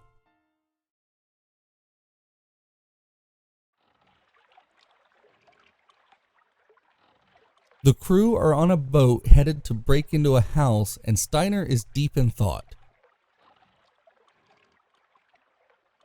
Here, we get to learn more of his point of view. We can tell from this that he's deeply conflicted as his duty clashes with everything around him. He's trusted his queen and refuses to believe that he's wrong about her. Steiner is an honorable man, and as he struggles to put all of this together, he blames Zidane before thinking about why they're doing this. And he thinks about Blank's sacrifice, how it saved the princess, how Blank saved him. Maybe he's wrong about them all, but now we're in the house when the resident comes down, Dr. Tot, who happens to be a friend to the royal family. He greets Dagger warmly, and thankfully the idea of a theft is dropped until Steiner shouts out that they aren't there to commit a crime, which made me choke on my drink as I played through this bit, before someone else comes along to see what's going on. Dr. Tot sends the party off and says that he will give them the Supersoft before the person comes down, giving them a chance to run away. Now back at the hideout, Baku bellyaches about not having it yet, being his grumpy self before they all agree to head back in the morning and meet with the doctor. We eventually head up the tower to find Dr. Tot, and at the top is his home. He caught up with the princess as the others come in with him. Marcus gets the Supersoft, and Dagger speaks with Tot about the globe that he's apparently working on. Dr. Tot used to teach Dagger when she was younger, going into a flashback of the two. Tot is musing about summoners when the young princess comes to meet him. They discuss a book, I Want to Be Your Canary, the same story that was the play Tantalus was performing. It keeps things tied together. Now we see that him gifting her the book led to her love for the story, which led to Tantalus coming to perform that specific play. Inside of the broken globe, the two have a private conversation, and Tot lets Dagger know that he's always on her side. From here, he shares a way that they can reach Alexandria, showing a secret passage that will lead down all the way below the castle from the base of his tower.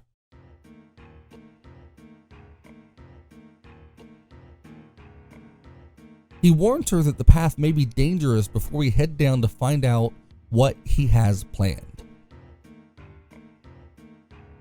We are now in Gargan Roo, an ancient way of travel used before the airships. It's all still in pretty good shape thanks to Tott's persuasion. And we had to find some switches, sending us traversing this smaller area. It's a nice change of pace after everything that we've been through, and with a little bit of work, we managed to get things sorted out and summon a Gargan, which we find out is a large insect that's been equipped with a car to transport us. Now, we just have to find out how to make it stop so that we can board it. Discovering this bit of ancient technology and using this creature for transport was pretty exciting, and now we get to take a long forgotten path to make our way back to Alexandria. The doctor then sees us off as we make our way through the caves. They seem to be making pretty good time before something goes wrong. The Gargan stops and looks scared, so we jump off to find out what's going on, and we discover a massive serpent creature in the path. Now, after giving it a few good whacks, the creature retreats and we continue to the city, making our way through the passage that has been largely forgotten to time. This area seems dark, a little overgrown, and more than a little eerie.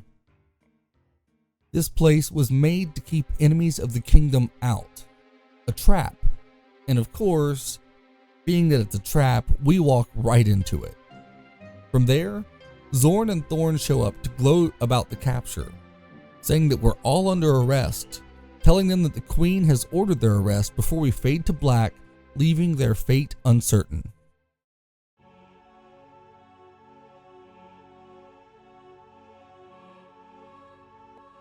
Now, we're back in the ruined Bermesia, recovering after a failed attack on Beatrix.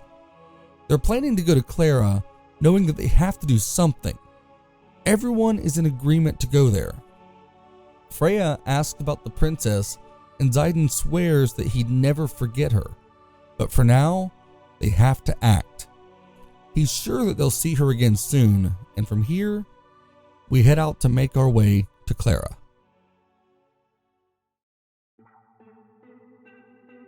As we approach, we see that Cleyra is surrounded by a massive, sand-flooded tornado of sorts. It's an impressive sight, and we make our way in, finding the trunk and pushing forward, knowing that time is against us if we want to find the yummy yummies, or, save the people. We then get a scene showing us the majestic city of Cleyra, and the path that we have to take. The way this game has utilized its cutscenes and is able to merge them pretty seamlessly into the game action is really impressive, especially for this time and era in gaming. Now we head deeper into the trunk of the massive tree, looking more like a cave. There are some simple puzzles along the way, but after little work and some struggle through traps and monsters, we finally make our way up to Cleyra. A beautiful, peaceful city in the treetop. Oracles from the city greet us, already knowing Freya as the King of Bermesia has told them about her and let them know to go ahead and greet her when she arrives. She heads off on her own as one of the oracles shows us around. Well, Zidane and Vivi. Quina wants to search on his own. Okay. The waterfall and the mill in this city, just everything about Cleyra is gorgeous. The way they've carved out a home so high in this massive tree, and seeing the swirling storm around us, living peacefully in the eye of that storm, it's the kind of place that you wish was real so that you could actually go and visit it. The top of the city is just at the top of the storm, and being able to see the clear blue sky with the sandstorm circling around is absolutely awe-inspiring.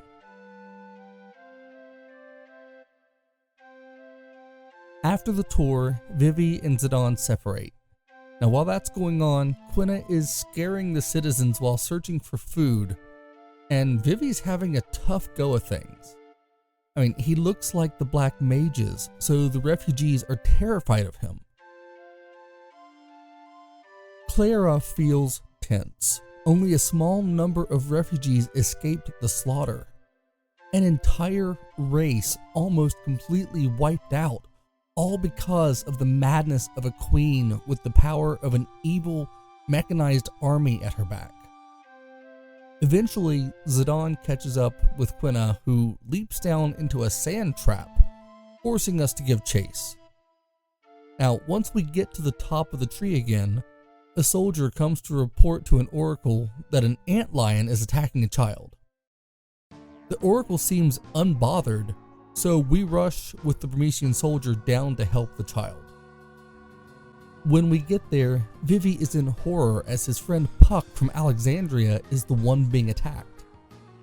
Freya refers to Puck as the prince before we have to take down this beast, destroying the antlion to make sure that the area stays safe, at least for now.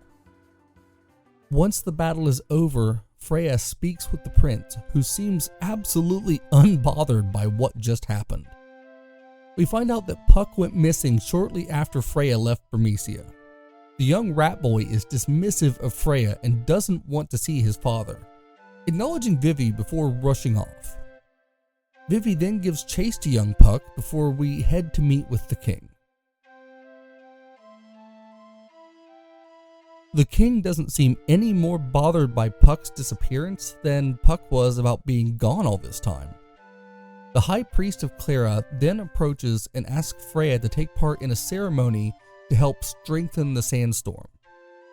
The Cleyrans are clearly big on traditions and ceremony. Freya agrees to take part in this distinctly Celtic-style dance in one of my favorite scenes in the game.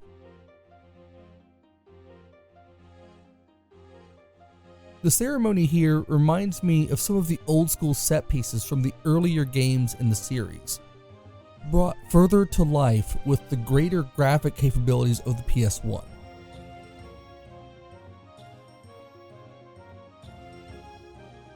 Seeing all of the characters dancing in time to the upbeat music is one of my most lasting memories of this game.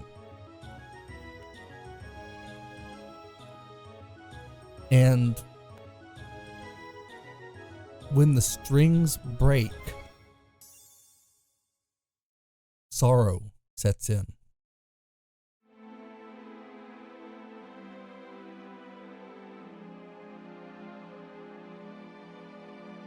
We see the sandstorm fade away completely.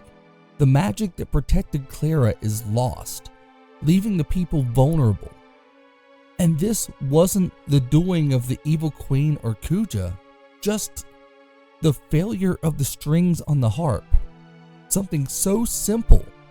Now, playing guitar, I've seen firsthand how strings breaking can shut down a performance. But all at once, on something so important, was just devastating.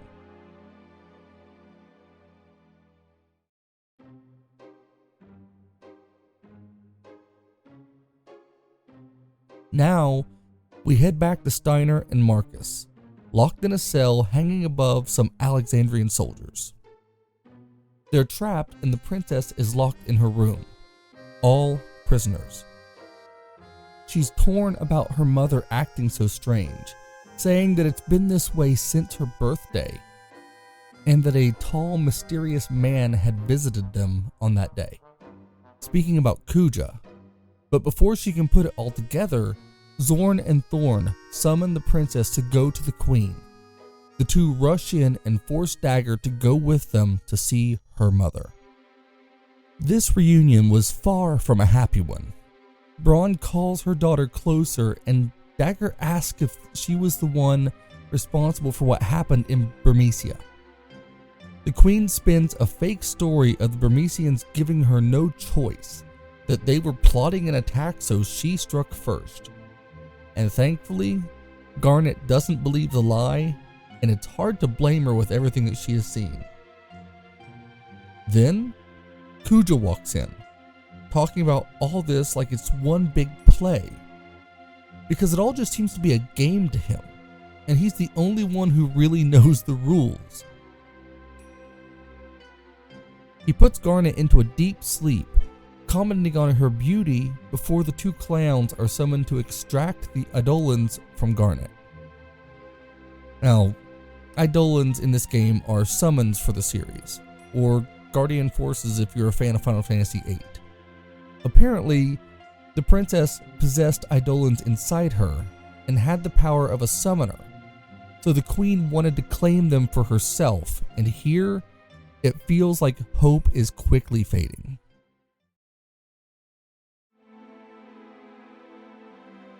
Back in Cleyra, the view is absolutely beautiful without the sandstorm, but they're completely defenseless now from the attack that they know is coming. The party get prepared for the upcoming battle and meet up at the entrance of the city before they start to head into the trunk to try and defend Cleyra. Freya is determined to succeed here, blaming herself for failing Burmecia. As we make our way back down the trunk, we quickly run into Alexandrian soldiers. They're already here and preparing their attack. We manage to cut our way through the soldiers, but now we realize too late that the soldiers in the trunk were only a distraction. While they were taking out the soldiers, the black mages were attacking the city. This was a masterful plan set up by General Beatrix. The black mages are absolutely obliterating everyone. It's horrific to see how they slaughter the Clerans and the Burmesian refugees. We rush through the city and try our best to save them, but only a few seem to manage to escape. At least, we hope they have. We fight our way higher, trying desperately to send the citizens away from the danger while taking on the black mages. We do our best, but it's no use. It's absolutely horrific seeing the mages destroying the people here. Watching as parents are slaughtered trying to protect their children. This entire battle shows us the horror of war. People die, families are destroyed, and when evil is given the strength to act, atrocities always follow. Seeing Zidane trying to protect the people, we can feel how terrifying this is for him, trying to keep everyone safe, reaching the cathedral with only 4 survivors. And then, the mages close in. Everybody's huddling together, and Zidane realizes that he can't save everyone. But then,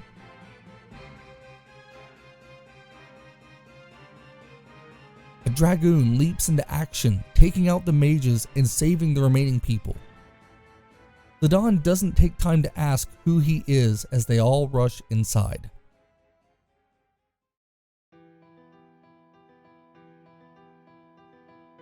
There, Freya realizes that it is Sir Fratley.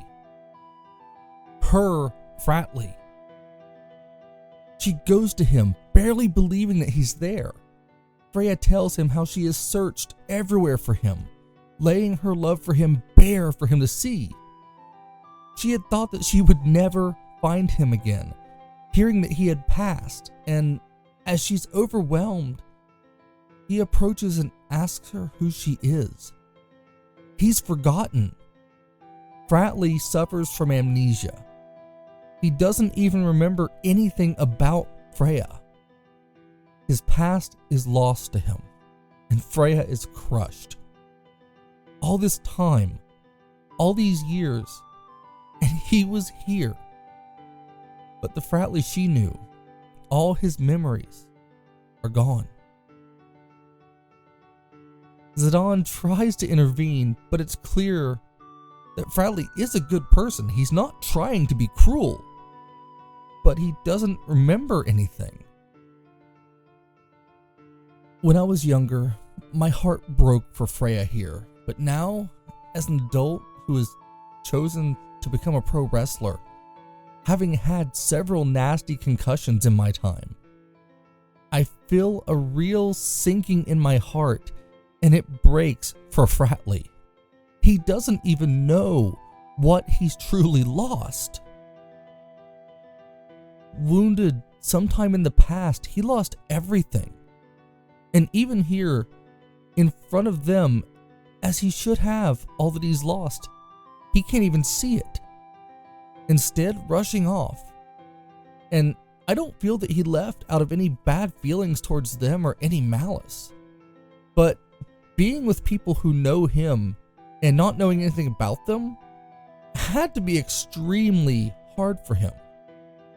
Part of why I started these videos myself was the extra mental gymnastics of making these helps me with my own memory. I've seen what happens when loved ones suffer from dementia, Alzheimer's, lost memory, their minds, their past slipping away, and it terrifies me. Making these videos has already, in 2 short years, helped me to improve my memory. I'm picking up on things that I had thought long forgotten.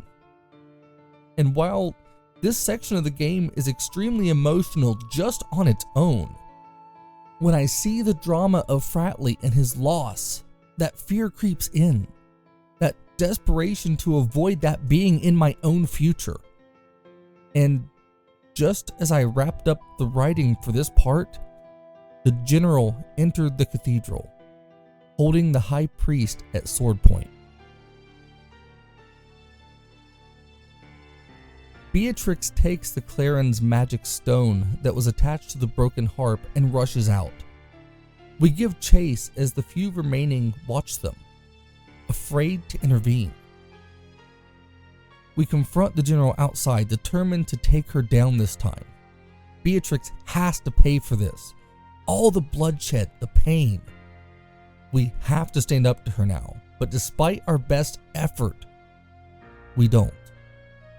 Beatrix is still more than a match for us, and she leaves us a defeated heap with one massive attack, taking the jewel with her as we are powerless. Despite standing up to her and her evil, it just wasn't enough. They take off, leaving us devastated, but we're not out completely, not just yet. One of the mages appears and uses a portal to escape, and Zidane leaps into it to follow the mage. The rest of them watch as Freya says that she doesn't expect to ever return here. Now, as the mages make their way out, we use their portals, hitching a ride with them to wherever they came from, leading us into the unknown.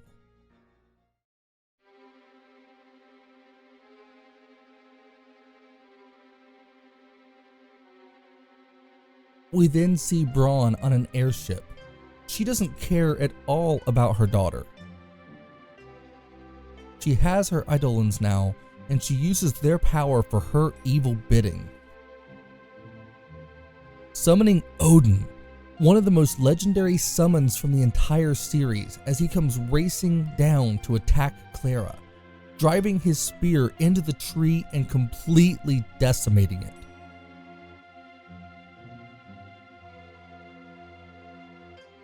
Everything that we fought for, trying to save everybody, it was for nothing. And the queen smiles at her destruction. I was so furious when playing through this part of the game. I hated the queen and everyone that she had working for her. Freya is on her knees in despair, her people slaughtered. We couldn't save them. Even if we had stayed there, we'd just be among those in the body count. And the beautiful Cleyra was gone now.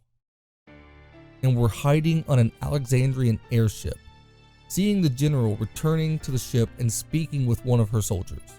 She does seem upset as one of her soldiers tries flattery, letting her know that she will report soon before musing to herself about how her troops could have done it on their own. They didn't need to use the mages. They didn't need the overkill of Odin. Now don't get me wrong, I don't see Beatrix as a good person. She took part in the slaughter of innocent people just the same as the Black Mages. But they didn't really have a say in their actions. She did. We can try and sneak a peek at what's going on with the Queen and Beatrix, seeing Beatrix offering the jewel to Braun. All of this death, all for this jewel, and she has another that she's after. This isn't even over yet. Beatrix is upset at the lack of gratitude, and it's hard to feel for her at all here. Now, as a kid, I kind of did, but now, knowing more and really paying attention to the destruction and pain that's been caused by her, I don't care. And Braun shows her cruelty, not even caring about the princess, saying that she has no use for her now, and she's got what she wanted from her. She plans to execute the princess, and Beatrix is shocked but does not stand up to the queen. The party then come up with a plan to use the large pots on the ship to be transported back to Alexandria, hoping that this would get them there before we check back in on the others. Marcus and Steiner come up with an idea, shifting their bodies to try and get their cage to rock. This hanging cell swaying back and forth in hopes of getting free.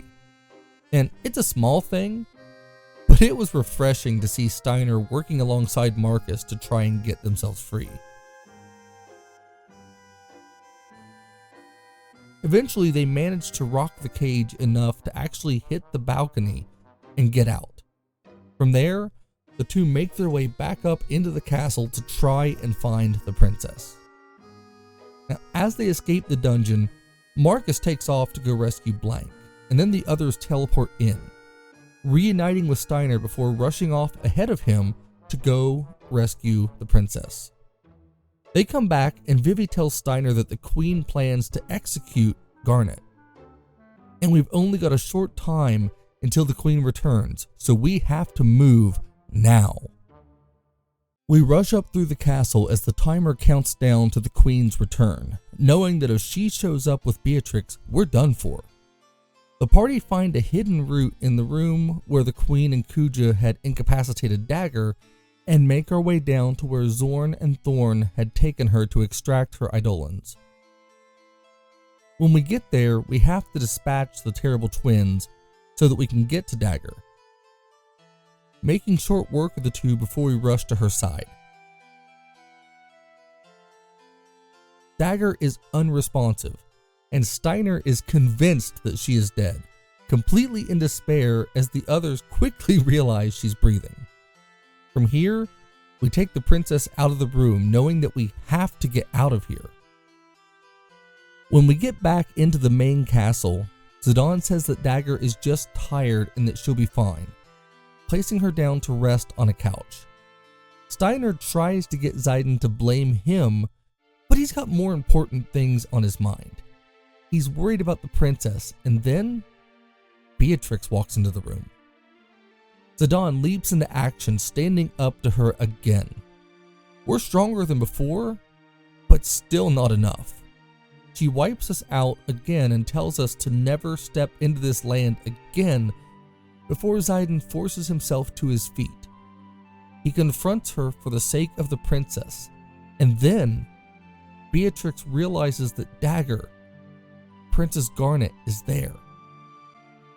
We get some unwanted complaining from Steiner again as Beatrix confirms the truth, and she accosts him for his actions.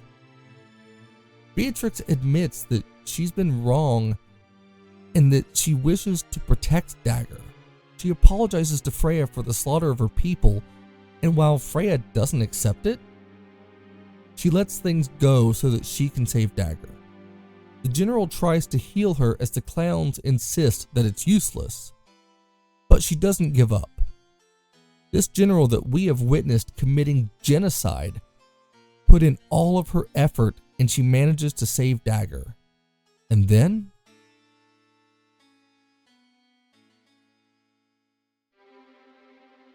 the queen walks in, and the two clowns tell her that they're trying to kidnap the princess.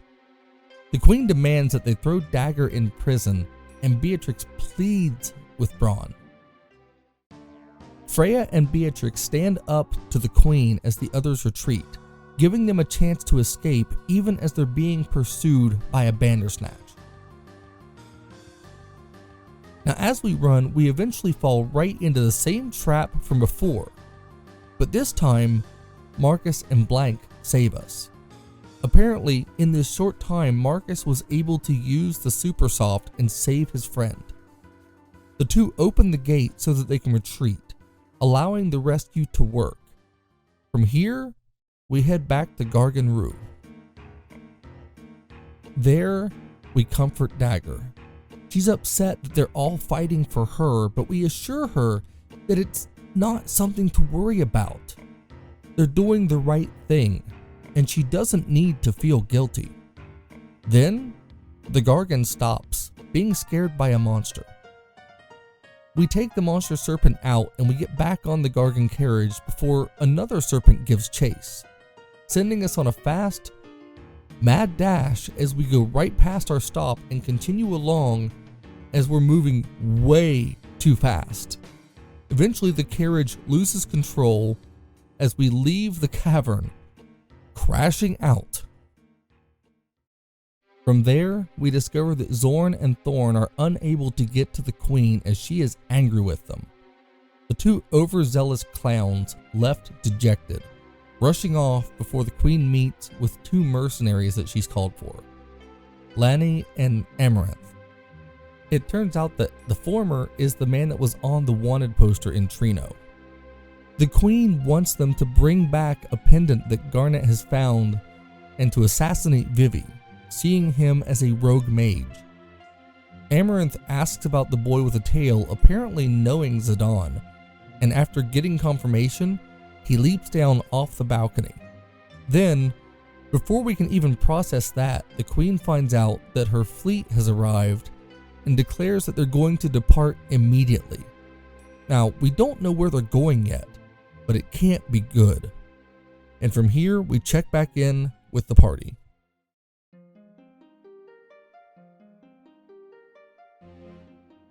They crash landed at Pinnacle Rocks, a beautiful forested mountainous region. The carriage is there wrecked, but thankfully they aren't that far from Lindblum. Vivi is there at first with Dagger. Shortly after she wakes, Zidane shows up, and as they start to discuss their plans, an old man appears, hovering in the air, named Ramu. Again, I'm sure I'm gonna slaughter these names. I mean, when I first played this game, I called him Rama, and I'm pretty sure that's not right, but yeah, if you called him that too, let me know in the comments, and if not, feel free to poke fun at me in the comments as well. That works just the same. Anyway, he tells them that her summon magic is what destroyed Cleyra, and that her mother used the powers. This is really how Dagger even found out about Cleyra. It's terrible, but the old man asks Dagger what she'll do now and says that he's going to test her in the forest, and if she passes, he will serve as her Eidolon. This is an interesting change of pace from what had been going on in the game. It's a main quest only in that we have to get through it in order to progress the story. There are pages of a story scattered all around the forest, and the goal is to find them all and put them in the proper order. This is some of the most gorgeous scenery so far in the game as we traverse this forest. And the story itself is based from the story of Final Fantasy II, which is something that I actually had no idea about until doing the research for this video. The series is incredible, and this was just one of the countless callbacks to the older games that appears in 9. This game was Hironobu Sakaguchi's big send-off to this era of the franchise after all.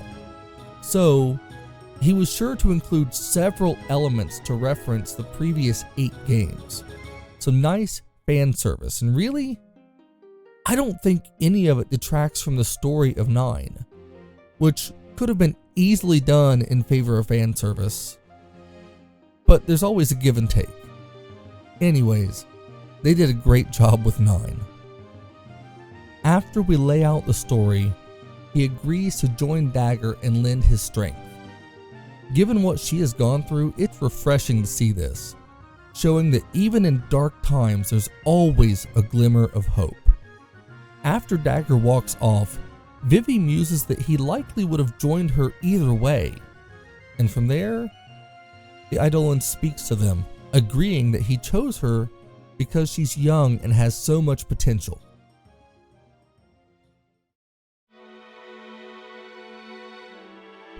We catch up to Dagger and we can see Lindblum Castle in the distance, dropping down to continue our journey back to the castle as Dagger lets us know that she wants to learn more summon magic. She understands the power and she wants to help others. But before the conversation can really get going, the Wicked Queen and her fleet attack Lindblum. It's an all-out assault that they didn't even see coming.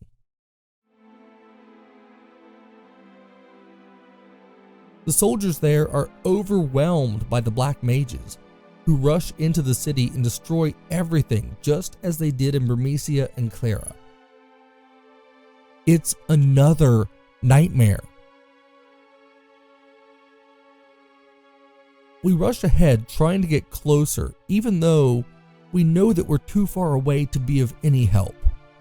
Seeing a massive summon used, which destroys soldiers and mages alike, sucking so much of them into its maw with destructive force. This thing devastates the city before it's called off by the Queen. Dagger is devastated. This sudden, brutal attack was too much, showing us again the horrors of war.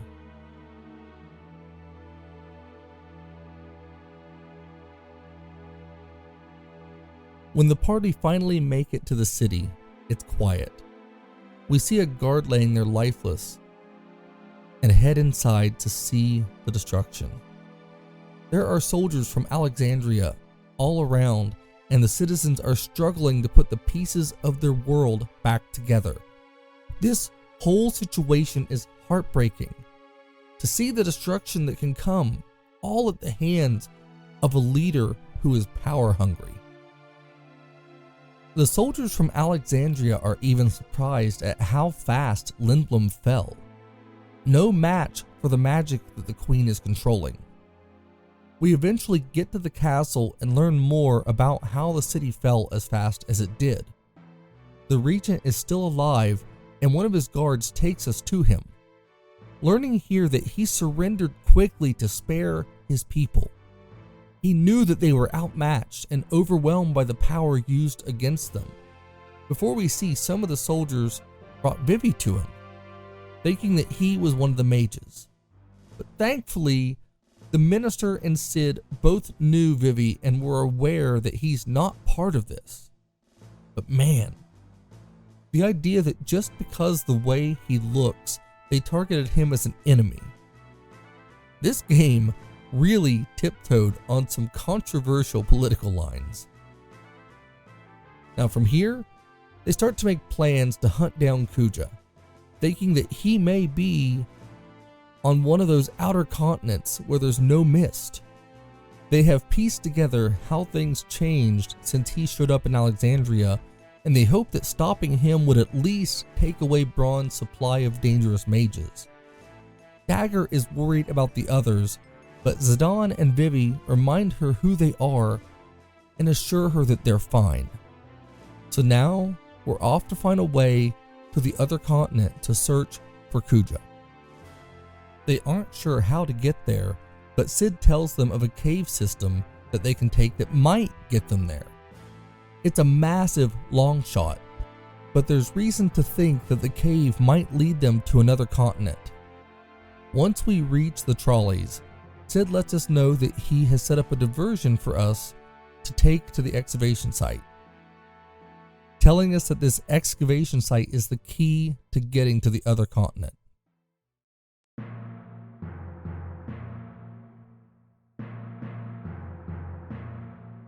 The way is through the Kuz Marsh, so Quina leads the way, though he's really just chasing frogs and happens to be going in the right direction.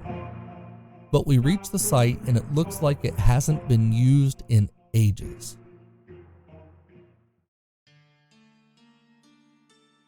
Shortly after entering the site, we are chased through by a monstrous chariot.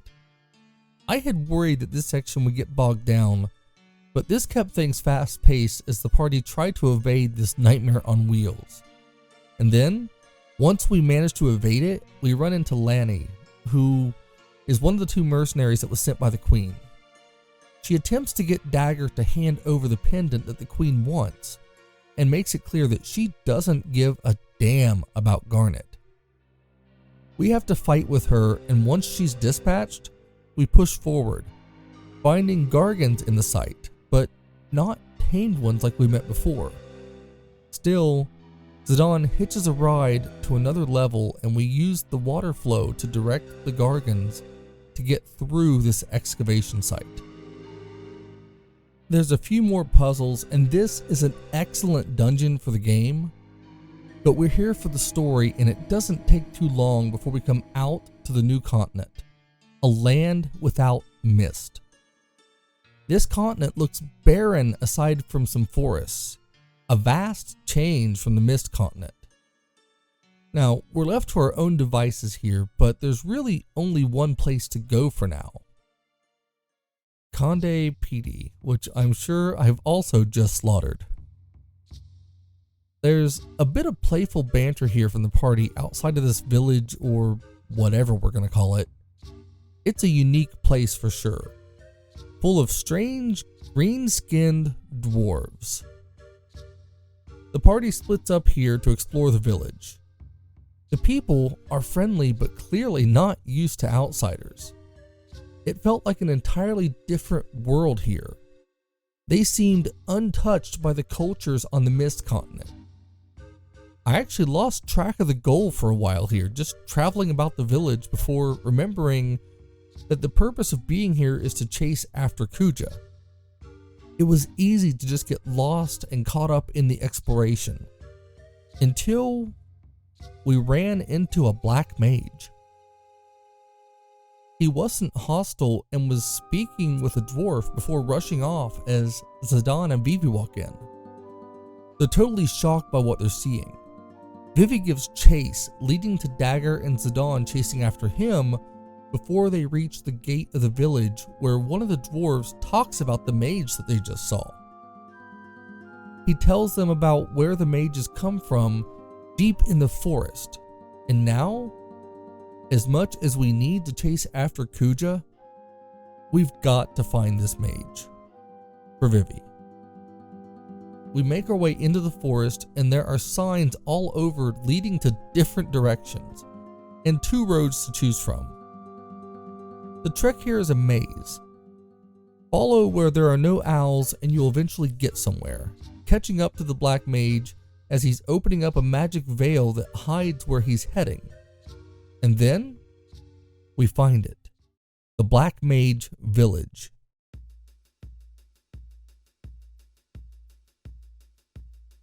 This place is crawling with sentient black mages. Now they see us and scatter, leaving us to explore the town trying to figure out what's going on. But we notice one big thing. They're talking. They're self-aware. These black mages are like Vivi. The Black Mage Village is one of the most interesting places in the entire game. We see the mages all hiding in fear of us as Vivi is desperate to speak with them. But again, these mages are afraid of us, and we'll come to find out that they have good reason. The mages here, as I already said, have gained sentience. They're no longer under the control of the Queen or Kuja. They are afraid because they were puppets before waking up. Now, they're just trying to exist. Trying to learn how to exist in a world that has come to fear them as monsters. Vivi is chasing them, desperate to get them to speak with him. Finally finding others like him. Now remember, he is just a child, trying to understand a world that has shown him mostly cruelty and fear. It's not hard to understand what's going on and to feel so bad for Vivi. Eventually, we find that he's caught up with a few of the mages at some sort of shrine. They're surprised that he's like them, and now things come to light. These mages traveled across the ocean to find a place without humans. It turns out that the place they're at is their cemetery. They've buried their friends here who stopped. We find out that they all helped each other after gaining sentience, as mage number 56 tells us that his friend 36 just stopped moving. They buried the ones who stopped and they called it death, but 56 doesn't understand the concept. It's heartbreaking seeing how naive these mages are. These mages who have caused countless deaths have no concept of what death even is, with 56 thinking that his friend will just wake back up someday. My heart breaks even thinking about this. It reminds me of the innocence of children. They haven't experienced it, so why would they understand? Vivi asks what happened to 36 before we head back to Zidane. He goes to the cemetery and Vivi isn't there now, but he asks number 288 how they can talk. He tells him that they each had their own circumstances. He woke up next to someone who had died and it terrified him. He didn't understand, so he ran away and ended up finding others. These mages are basically children the same as Vivi. They haven't even been aware of their life for very long. This village went kinda over my head when I first played the game, but here, being older, having more experience with death, and having my own children, watching them grow and learn, this scene hits hard. Especially when Zidane is talking to Dagger about all of it. He tells her not to worry about Vivi. He's trying to figure himself out. Vivi is trying to find a place where he belongs. A feeling I think we know all too well, especially in the world today. It's hard to live feeling like an outsider, feeling like even when you're with friends or others, you're just on the perimeter, not really a part of it. And as we learn in Final Fantasy IX, this is the story for more people than most of us realize.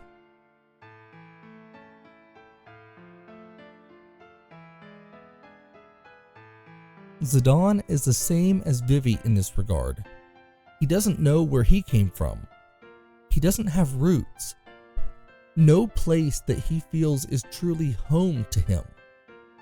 He also tells us about how Baku abused him when he returned after trying to run away and find out who he was. But Zidane doesn't hate him for it. He doesn't really hold a grudge. He was raised in an abusive situation, yet Zidane is one of the most upbeat and empathetic characters in the game, maybe the most in the entire series. He's always trying to help others. But for now, we're returning to Vivi with Mage 288 in the cemetery. 288 understands death. He believes that the mages only have a limited lifespan due to the nature of their existence. He hasn't told the others. The mage wants the others to live without the fear that he feels. He wants them all to be happy despite knowing something this terrible. It's not the same, but I can't help but think about the times that I've been stressed about bad news, health issues, finances. And when my kids come into the room, they don't have a care in the world. So no matter how bad I feel, I smile. Not just for their sake, but because their happiness makes me feel hope. I couldn't drop my burdens on them. Let them be happy. And I think 288, in a way, is looking at the other mages like this. It's a selfless pain. This village is really doing a number on my emotions. We head back to check in with Dagger, and she's heard about a silver dragon being spotted on the northwest part of the continent. So now, we're going back to deal with the dwarves to make our way through and get some more information. Vivi and Quina rush into the scene and let us know that they are ready to go with us as well, and we make our way back to our real objective, tracking down Kuja.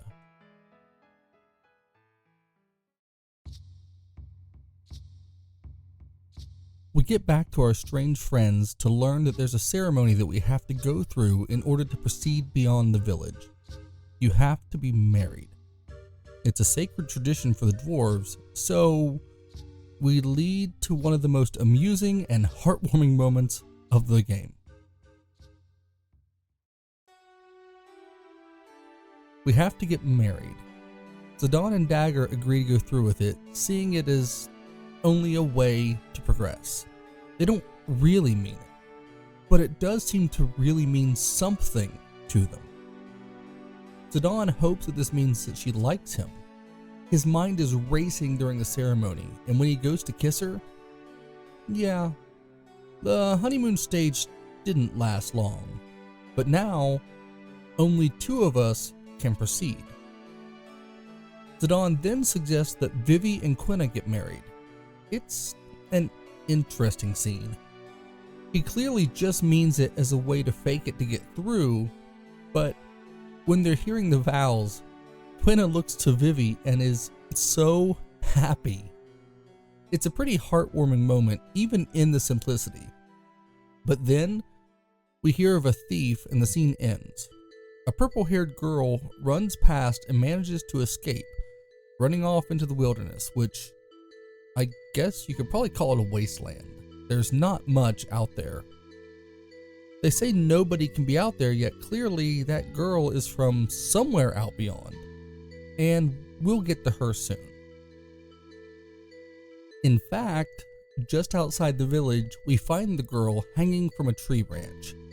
She got herself caught and we help her down. So she's just a child. She's overly dramatic, and it's amusing to see her just left hanging there. Now, watching the entire interaction with her just goes to further illustrate the heart of this game.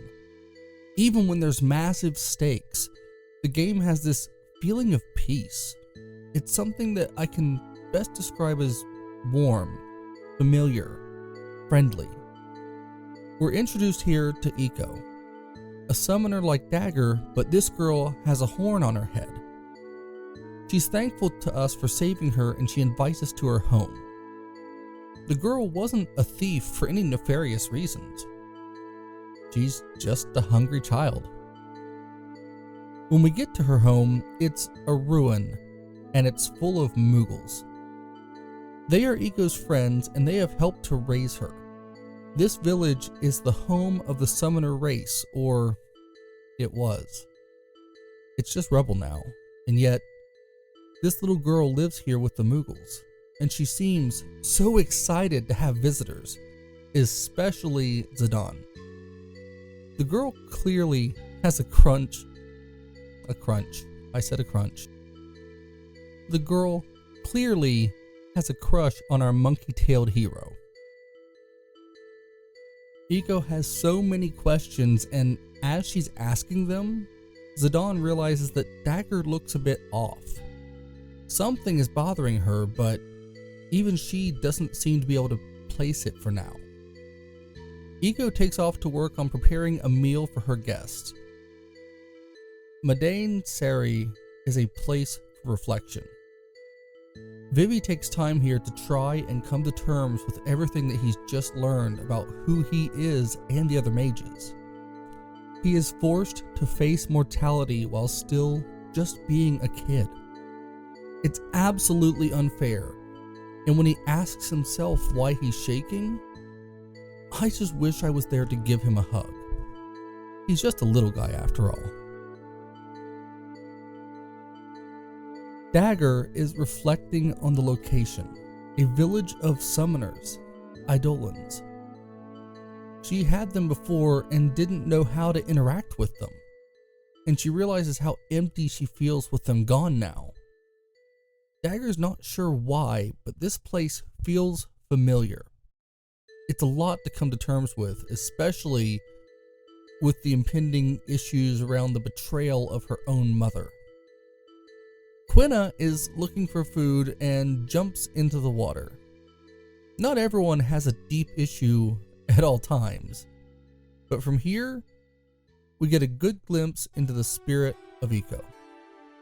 She's working with the Mughals on dinner, and there's some different outcomes that you can get based on what you do here, but the important thing isn't how well you do with the meal. It's about seeing her dedication to getting this right. This meal is super important to her, and not because of pride. She just wants them to like her. She's lonely, and she wants to make friends.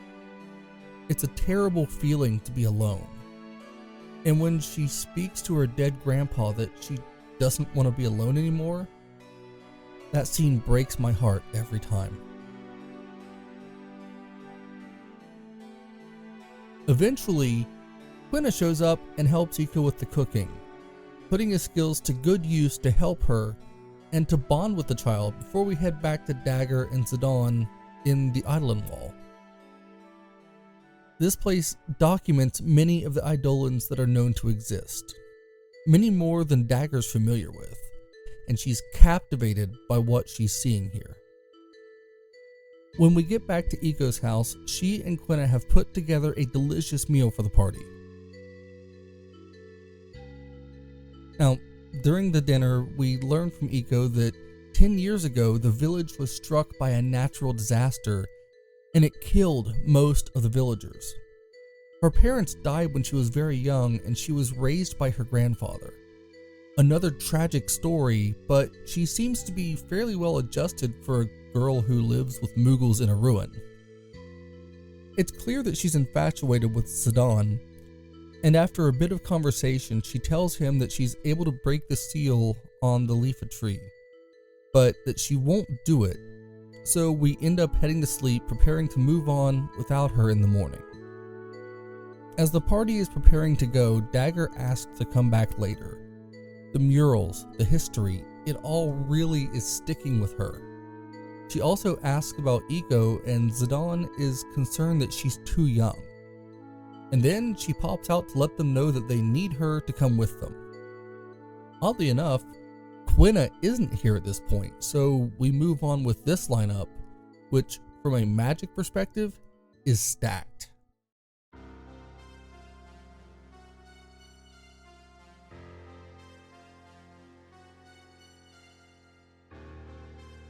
The leafy tree is an incredible sight.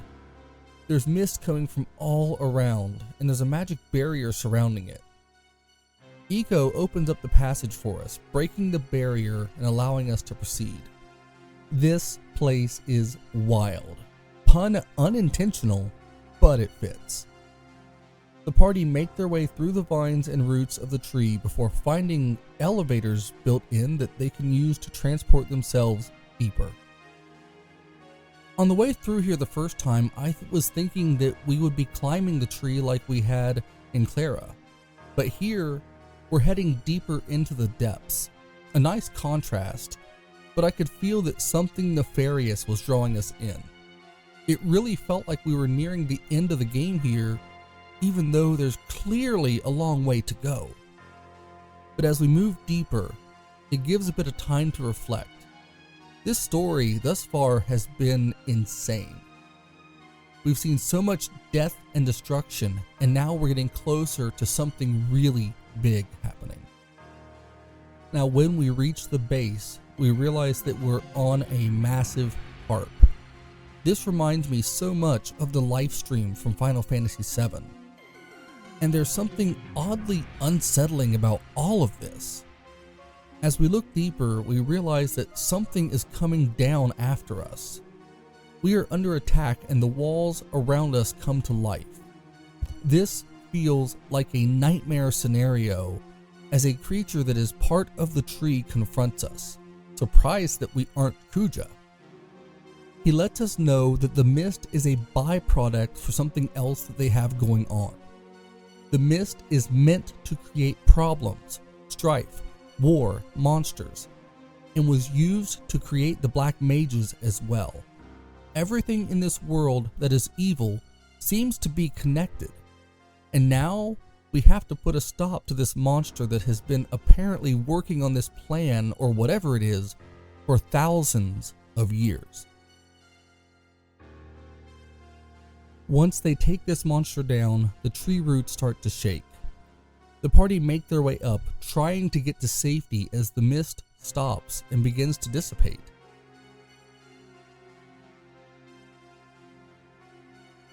It's wild seeing this leave the mist continent. Now, they've known this mist to exist for so long that nobody's ever questioned where it came from. And now it's gone, which also meant that all of the mist-powered airships that were moving most certainly crashed. But we've got other things to worry about. As the party leave the tree and regroup, Vivi comes to terms with the truth of his people, and knowing now that the means to create more is gone. Ego cheers him up before one of the Mughals lets us know that something was stolen from Madain Sari while we were gone. We rush back now, not wanting to let Ego travel alone, just to find that the village had its own stone, just like the places that Alexandria had attacked, and that stone was gone. Ego blames herself for breaking the seal, but Zidane reassures her that she did nothing wrong, and then lets Ego and Dagger know that he's there for them before we get back to the search. Making our way to the Eidolon wall, where Lanny has snatched Ego. She's holding the party off now with her as hostage. She tells Dagger to surrender the pendant that she stole from the queen in exchange for Ego. Zidane tries to trick her, but she's on to him. Vivi takes the pendant and is about to turn it over when a red-haired man intervenes. The same who was working with Lani, Amaranth. He disagrees with her stance here of taking a child hostage, and he runs Lani off, abandoning his job for the sake of his code of honor. And he immediately challenges Zidane to a fight. It's an interesting way to introduce yourself, but here we are. He hits like a truck, but it doesn't take too long to cut him down. And once he's defeated, Amaranth asks Zidane to finish him off. And when he refuses, he thinks that it's some sort of trick. The guy just doesn't get it. The stone is returned and Amaranth retreats. From here, we head back to the house and split up. Dagger takes off, and after a bit we hear singing. Zidane follows the sound and finds her in a small boat below the house. She's been reflecting on everything. So much has happened that these people are just overwhelmed, and she feels the weight of responsibility, even though she didn't do anything to deserve any of this. But as the daughter of the queen who is causing so much pain, the weight is still there. The two have a touching moment together before they head out to sea on a small boat. When they start to get out from under the house and can see the ruined village from a distance, Dagger has a flashback and can hear the same song again. Dagger is staring at the ruin and imagines it as she saw it in a dream, or a memory. A massive eye in the sky as the fire rages and the ship that she was on is battered by the waves. It's a horrific scene, and now, with that vision, she collapses, overwhelmed by what she just saw.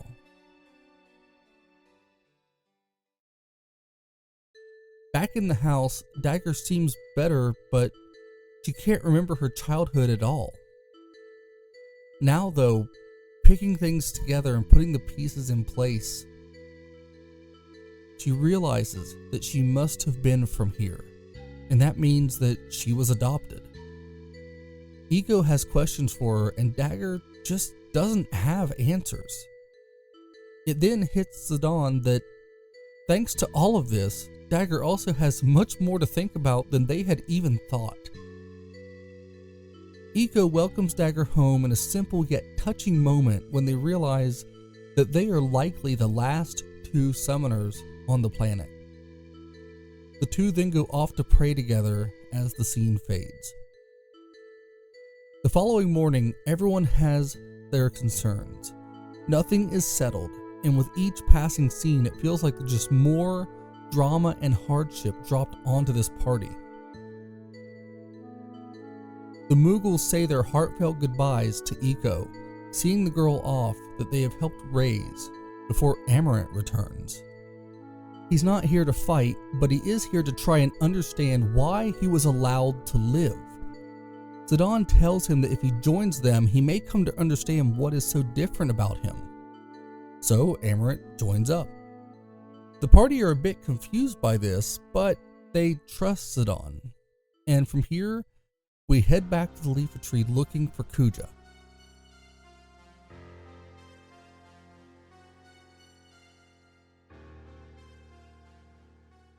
We don't have to wait long as he rides in on a silver dragon as soon as we arrive, seemingly prepared for today.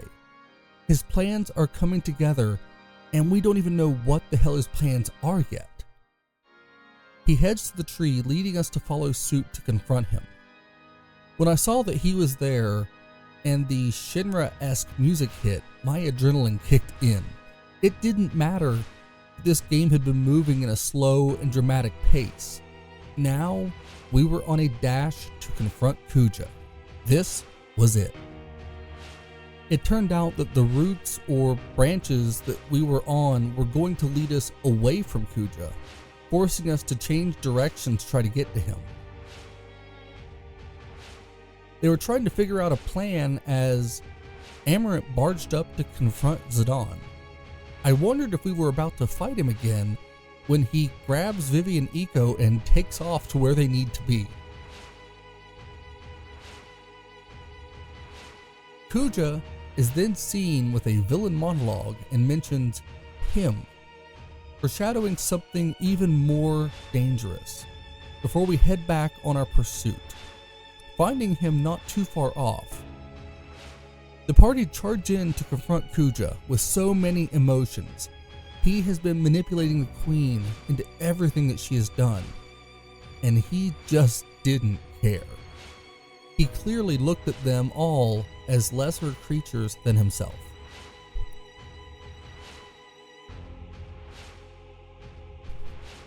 Kuja confronts Dagger about her mother, the queen, telling her that all he did was give her a little push, and this is what she always wanted. And right on cue, the queen shows up with her forces, all out on ships as the airships have been shut down to the lack of mist. She opens fire on Kuja, and honestly, to this day, I don't really know why she is after him since I thought they were working together. It appears to be a double cross as she sees him as the block to her taking even more for herself. If there's something deeper on this that I missed, please let me know in the comments, because this was always a dramatic spot that I felt a little bit confused on. The queen is working on summoning an Eidolon to deal with Kuja, and he seems perfectly happy with all of this, leaving me even more confused about what's happening. Which I think is the point, as the party really have no idea what's going on either at this point. Kuja departs to go confront the queen, leading to an epic confrontation as the party are left to try and get out of the line of fire. But Dagger is desperate to save her mother, despite everything. It's the only mother that she's ever known, and I can understand that. I mean, if it's your kid or parent, there's just something that, no matter what's going on, you care, no matter how much it hurts. She rushes ahead and leaves us to chase after her, leading us to the site of an Eidolon that was captured in stone, having been a failed summon from before. And now, she was going to try to summon it again to help the situation.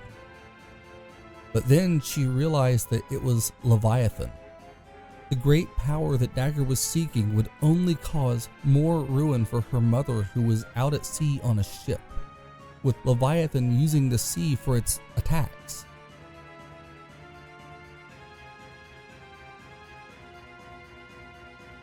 The ships are damaged from the battle with Kuja, but they're going to keep fighting as the Queen has commanded. We see her as undeterred as ever, preparing for one massive final attack against Kuja, summoning Bahamut.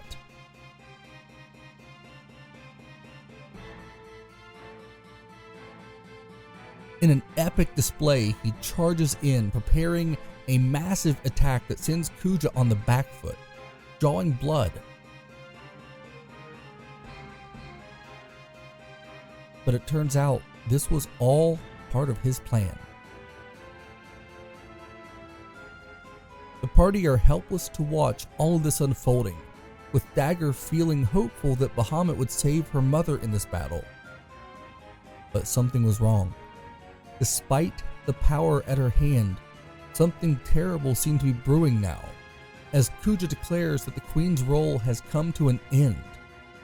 From there, we see a massive eye in the sky emerge, and light shines over Bahamut and the mages, with the mages falling dead as Bahamut turns against the Queen, now under the control of Kuja and firing a massive attack to destroy the entire fleet in a terrifying display of power.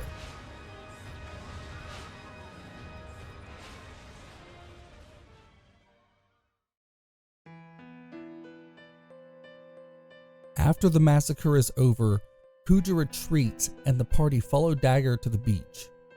They found the Queen, but she was dying, as we get her reflection on what has happened. It's a heartbreaking scene, seeing Dagger here with the Queen, return to her normal self now, free of the influence of Kuja. But it's complicated. We don't know how long she was influenced, or how deeply, but here, she's happy to be reunited with Garnet, and as she passes, she's lamenting her actions and realizing how they will impact her people. And here, we fade to black for this act. When we fade back in, the princess is back in Alexandria. She's placing a wreath of roses at the Queen's grave. The people still care for their princess, and we get this quiet, personal moment for Dagger to reflect and promise her mother that she will be a good leader. There's a loss you feel with a parent that's hard to define. It never goes away. The intensity will fade, but it follows you forever. And on this, we end Disc 2. When we pick back up, the party is all scattered around Alexandria. Dagger is soon to be crowned as the new queen.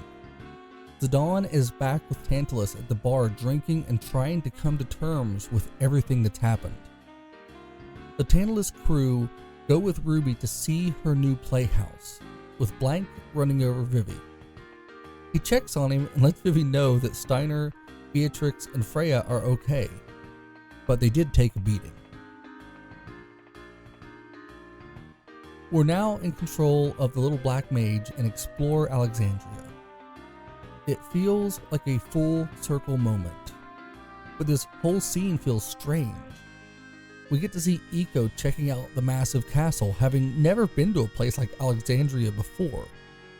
She gets taunted by some small chefs, and we go back to Vivi. It's another section where things slow down to look at the world building and give a slice of life view. But we're deep in the game, so now it's time to get moving. Back to the castle, Garnet is given stones that hold the powers that the Queen had taken from her. She's about to take the weight of the kingdom on her shoulders, and she is still grieving. It's been an incredible event and a tragic story to this point. Alone in the castle, Eiko gets together with Dr. Tot to help her write a love letter to Zidane, as Dr. Tot noticed a connection between the girl and the princess. Garnet, Dagger, confides to Beatrix that she is adopted, and Beatrix assures her that everything is fine before Dr. Tot questions Eiko to learn more about that connection. Now, we do learn soon enough that Dagger had a horn, but Tot removed it at the King and Queen's insistence when they took her in. Their daughter had just died, and she looked so much like her, so nobody in the kingdom except for a small few knew that she wasn't the real princess. It's a dark twist, but it explains how this wasn't found out sooner.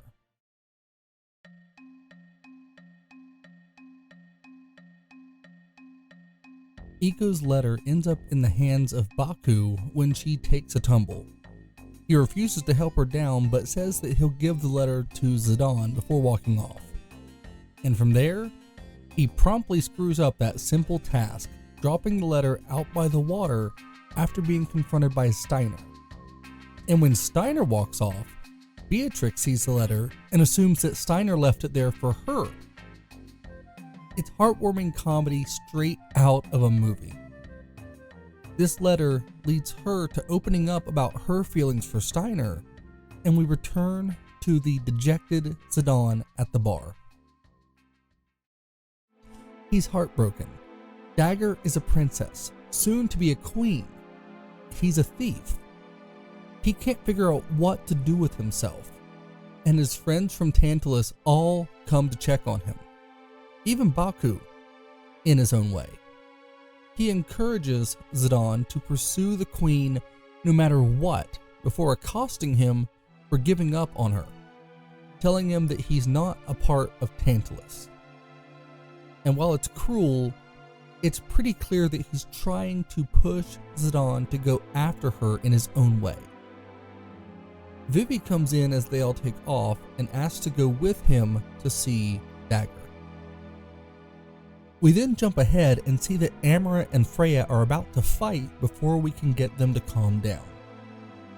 Tensions are high, and we get everyone to chill out before being confronted by Freya. She's angry, and we try to explain to her all that's happened, and we know that it's not over. But Zidane feels like he's lost Dagger, saying that she won't need him, even as the others tell him that she wants to see him. There's a lot of moments here that bring the party together, as we're this deep into the game and several of them have not even met yet. For all of the adventuring that we've done, it almost felt like the story has been on rails.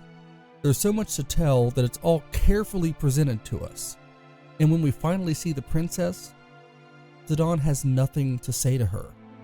It's clear how upset both of them are. This feels like an epilogue in many ways, but we know that there's more to it.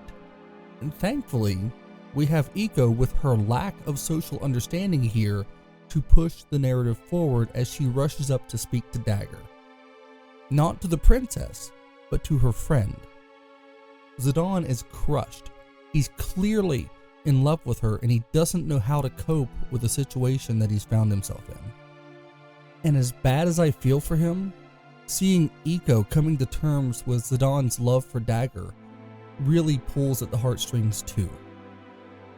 But this wouldn't be Final Fantasy without shenanigans, as the letter bounces around from person to person, with Steiner ending up with it and again completely missing the boat on everything as Beatrix approaches him.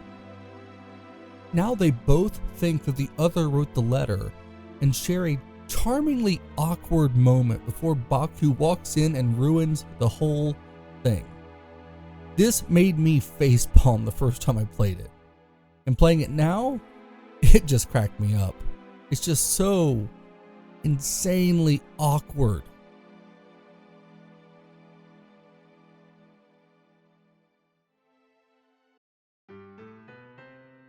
As the night progresses, the rest of the party take off to Treno to take part in a card game.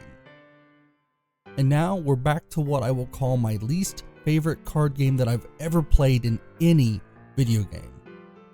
I am awful at this game and just never did get to properly understand it. And believe me, I tried, but somehow it didn't matter how much attention I paid, but I did end up doing pretty okay in the tournament. But while this tournament is going on, Kuja enters Alexandria and summons Bahamut to attack the city, leaving everybody in a panic as their homes are burning and destroyed. There's not enough soldiers left after the destruction of the fleet, but everyone who remains are doing their best to try and protect Alexandria. It's a dire situation, but hope is not lost. Dagger knows that there's something she can do. She's just not sure how, making her way up through the castle. We then see the rest of the party on Cid's Hildegard II, a flawed airship that is barely staying afloat in the sky as they limp towards Alexandria to try and help. Eiko hears the voice of Dagger and senses a powerful Eidolon, Alexander, then leaps off the airship, falling down to Alexandria below before floating in the sky as she connects with Dagger. The two summoners are now coming together to try and save this city from the devastation of Bahamut. Eiko may be younger, but she's more experienced as a summoner and is going to help Dagger, the two working together to summon the massive holy Eidolon to their aid.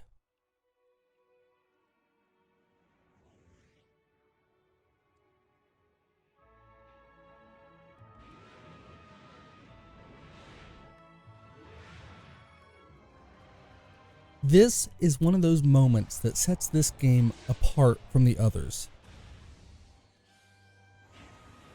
Seeing the wings rising up as this absolutely massive force steps up and wrecks Bahamut. This has stuck with me from the first time I saw it.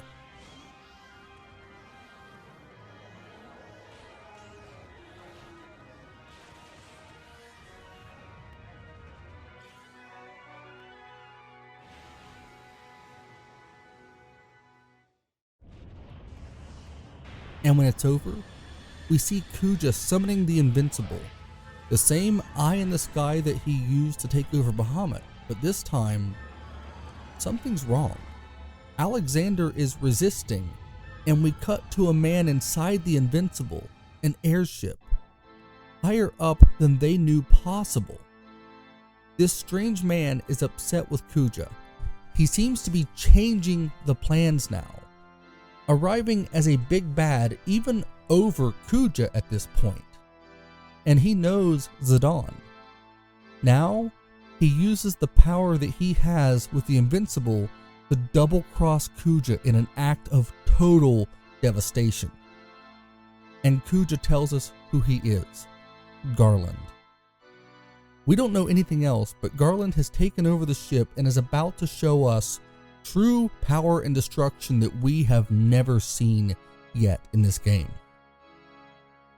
We get back to the others as they arrive at the castle, happy to be off the death trap of an airship, but now we have to find Dagger and Eiko. After a bit of searching, we find the tower where they went, and Zidane goes on alone, saying it's too dangerous and that the others need to get to safety. He's risking everything for Dagger, taking off on his own to find the two, and as he gets closer, the castle shakes.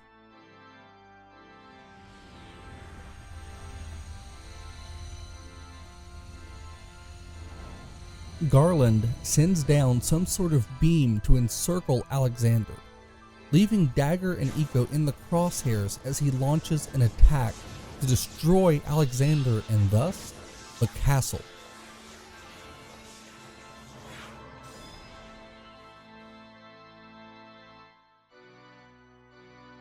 And just as Dagger is about to fall to her death, Zidane intervenes, using the same ropes that he had used to pursue her to the Tantalus ship at the start of the game to now pull her to safety.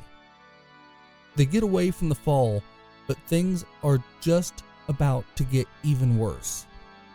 Garland launches a massive blast to level the castle, destroying Alexander in the process, and taking out God knows how many people in this genocidal barrage.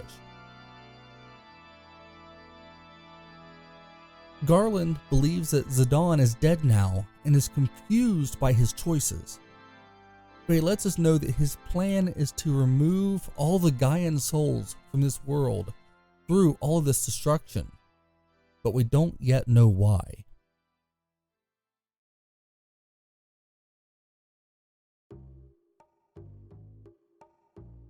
When we return, we're back in Lindblum. Somehow, everyone survived. So, if you buy into the Squall is dead theory, I've got a hell of a theory for you about this game now. Anyways, after some time, the party regroup, but things couldn't be worse. Alexandria, the powerful kingdom, has been destroyed.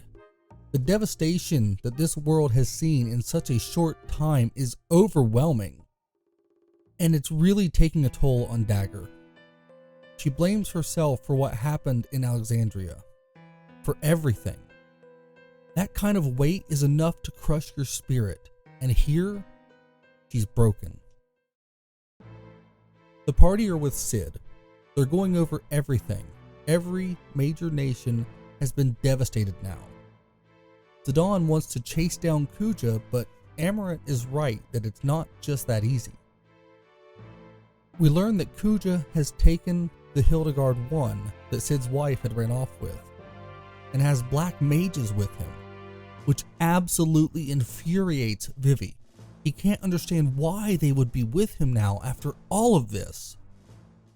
We then cut back to Kuja with his evil villain monologue, escorted by black mages at his hideout. He's planning to take on Garland now, and we see that he has Zorn and Thorn with him. Those two just have to be following someone. It's pretty pathetic how they can't function on their own. Back to the party, Sid is determined to get his wife and the airship back. But we need an airship.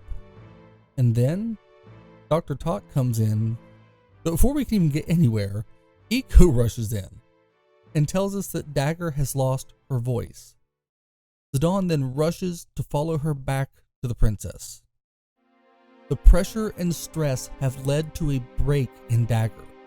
Her voice is gone as a result, the stress leading to her silence. Her mother's death, her kingdom's destruction, learning about her birth as a summoner, and all of this death at the hands of her mother and Kuja. It's a wonder the girl was able to hold on this long. The tragedy of this game is far more overwhelming than I'd remembered. But now we have to move forward even with this setback. The new plan is to try and return Sid to being a human, hoping that then his mind will work well enough for him to build a proper airship. But the potion that we helped create turns him into a frog instead. He then declares that we just have to find Hilda. The party is then sent on our first mission as a full unit. We're on one of Burmesia's regular ships and we're hunting down Kuja's hideout. But not before we go to visit the Black Mage village at Vivi's suggestion. He wants to figure out why the mages went with Kuja, hoping that this will help them find the hideout. When we arrive, we don't see any mages at first, exploring the city, just hoping that they aren't all gone. After some searching, we head to the cemetery and number 288 is there, alone. He tells us that they went back because he promised to extend their lives. They just want to live. My heart breaks for these mages. They were brought into existence to be monsters, gained their minds, and just want to live peacefully. Nothing that is happening with them is even really their fault. 288 wonders if they really are just puppets after all. He also refuses to tell Vivi where they went, not wanting to betray his friends. Vivi runs off and surprisingly finds 2 more mages. They stayed behind because they had a chocobo egg to take care of, and it just hatched. The mages were getting to learn about life, how fragile it is. They gave up the hope of lengthening their own lives to care for this chocobo, and they're happy. Something we don't see enough of in this world. Outside, 288 tells us that he wanted to go too because he's afraid to die. Vivi asks if he's going to stop soon, and he doesn't know. But he's the prototype, so he will live a little longer, as they were all made after Vivi's design. Vivi opens up about everything that's going on. He doesn't even know how to feel. He's overwhelmed in so many ways. But he knows that he's not a puppet, and neither are the others. He just wants to stop Kuja and make him pay for what he's done. And at this, the mage finally tells us where to find Kuja. He hopes that he and his brothers come to be strong and brave like Vivi someday. In more ways than I realized before, Vivi is becoming one of my favorite characters in the entire franchise.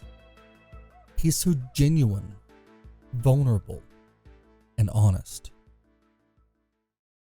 We eventually track down Kuja, having to throw ourselves into a hole in the sand to get to his hideout, where we are captured and separated from each other. Kuja has a task for Zidane. The floors in our rooms open up to lava below. He could end all of us right now, but the arrogant bastard wants to make us serve him. Zidane goes for a private meeting with Kuja, who sends us to fetch something for him. In Ulvert, a place with a barrier to shut down magic. He lets us take a few allies, so it's natural here to choose the other warriors for this one, heading in without a healer or a mage. On the airship, we run into Zorn and Thorn again, and they tell us that the mages were created only for war and that they will soon perish. Zidane then turns things on them and lets them know that he expects Kuja to do the same to them, getting under their skin before they walk off. It was nice to see him matching wits against those 2 clowns, but now we're on to the mission.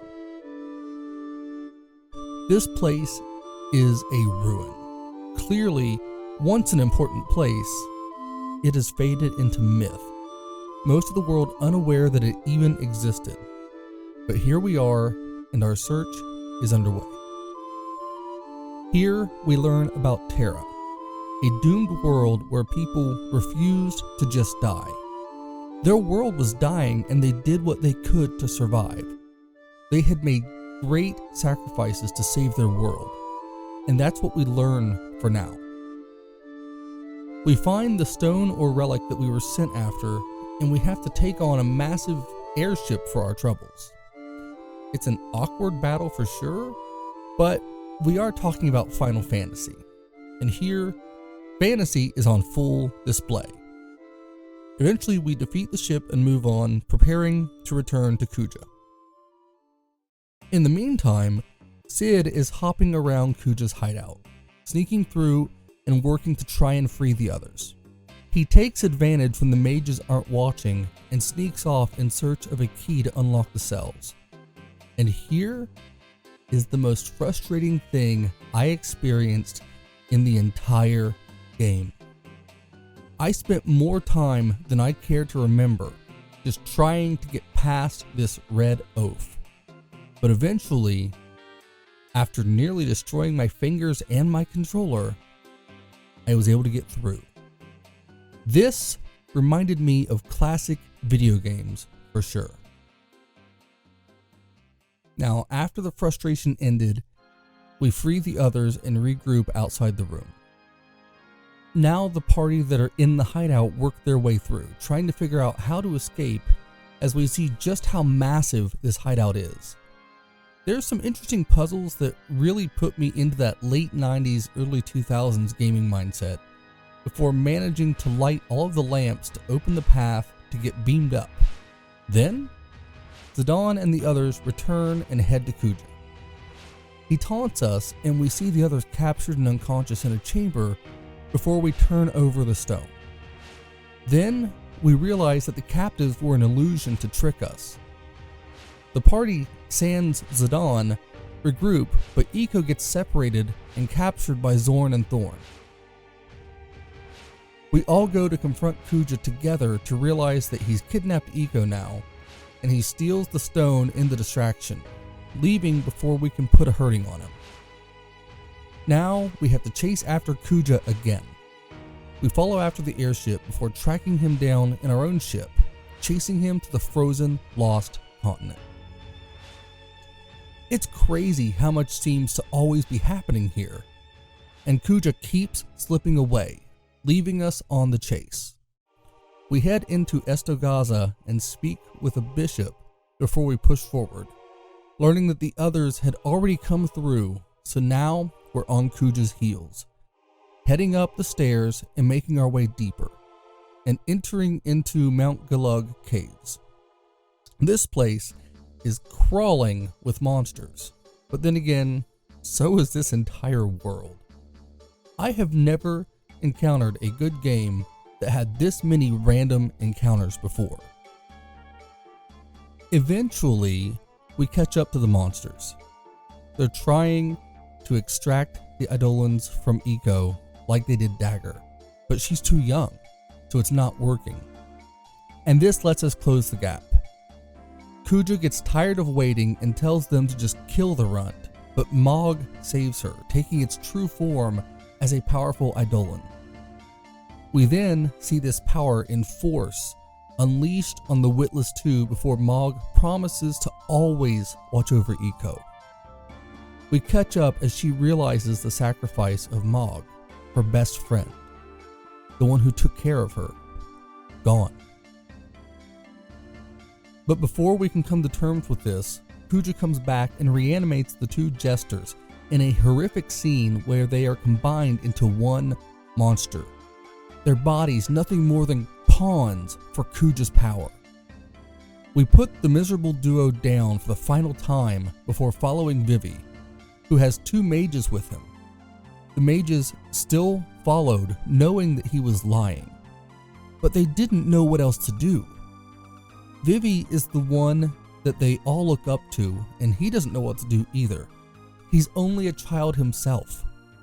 He goes to sit with the mages, trying to comfort them, and then we find Hilda, Sid's missing wife. She's been kidnapped by Kuja. That's how he commandeered the ship. She has a brief reunion with Dagger before Sid comes in to meet with his wife, who seems to have forgiven her husband.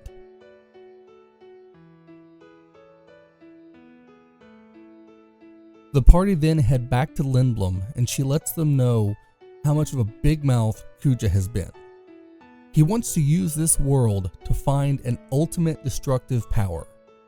Sid apologizes for cheating on his wife, and she forgives him, turning him back into his human form.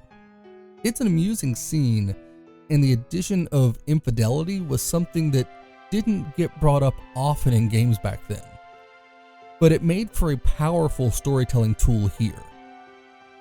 Now, returned to himself, Sid is finally able to work. And from there, we see Zidane being stirred by a guard and sent to the conference room. There's so much going on, again, and Steiner is looking for the princess. Hilda is having a meeting to catch us all up to speed on what she knows, and Sid is working on airships. It's a lot to take in, but for now, we've been at it so long, so let's push forward. We learn that there's a location that can be key to finding Kuja now, a gateway between Gaia and Terra, and the key is an old castle on the Forgotten Continent. So now, we have to go and find Ibsen's castle, and thankfully, as we're working on it, Sid is able to get the Hildegard 3 up and running. So now, we just have to wait on the airship to be completed before we can take off. And as we're figuring it out, Steiner comes and lets everyone know that he can't find the princess. But Zidane seems to know where to find her, leaving the others to go find Dagger. He follows her to her mother's grave, finding her there alone. She's reflecting on everything, her life up to now. She doesn't feel that she's fit to rule, and Zidane gives her a garnet that was given by Beatrix. She's moved by the gesture, and Zidane is able to do what he does best, lift up his friends. She asks to borrow his dagger, the one that she gained her name from, and then, in a moment that stands out among so many others, she cuts her long hair, severing herself from her past. Her hair serving as a symbol of her moving into a new phase in her life, growing and becoming the person that she's meant to be. It's simple, yet the meaning is powerful here. And then we find that the airship, the Hildegard 3, is now operational and ready for us to take. So now that we're made whole again, the party finally take off in the airship. Eiko is shocked by Dagger's hair, but lets them know that she can talk again. She's back and her confidence and determination have been restored. Now we have to head to Ibsen's castle. And yes, this is a great time to explore the world of Gaia, and I highly recommend doing so. But, well, look at the length of this video already. We've got to move forward. And if you're at this point in the video, I thank you for sticking around. I hope you're doing okay. If you need to pause the video now to go get a snack and drink, go right ahead. I'll be here waiting.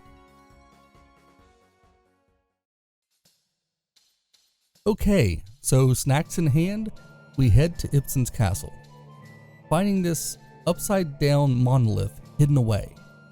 Zidane is about to choose the party to go with him when suddenly Amarant chimes in that he works alone. So much for the camaraderie that we've built till now. But he wants to prove that working alone is better and makes a deal with Zidane to see who finds the key first. It feels insane, but also adds something refreshing to a game that has soaked up a ton of time by this point.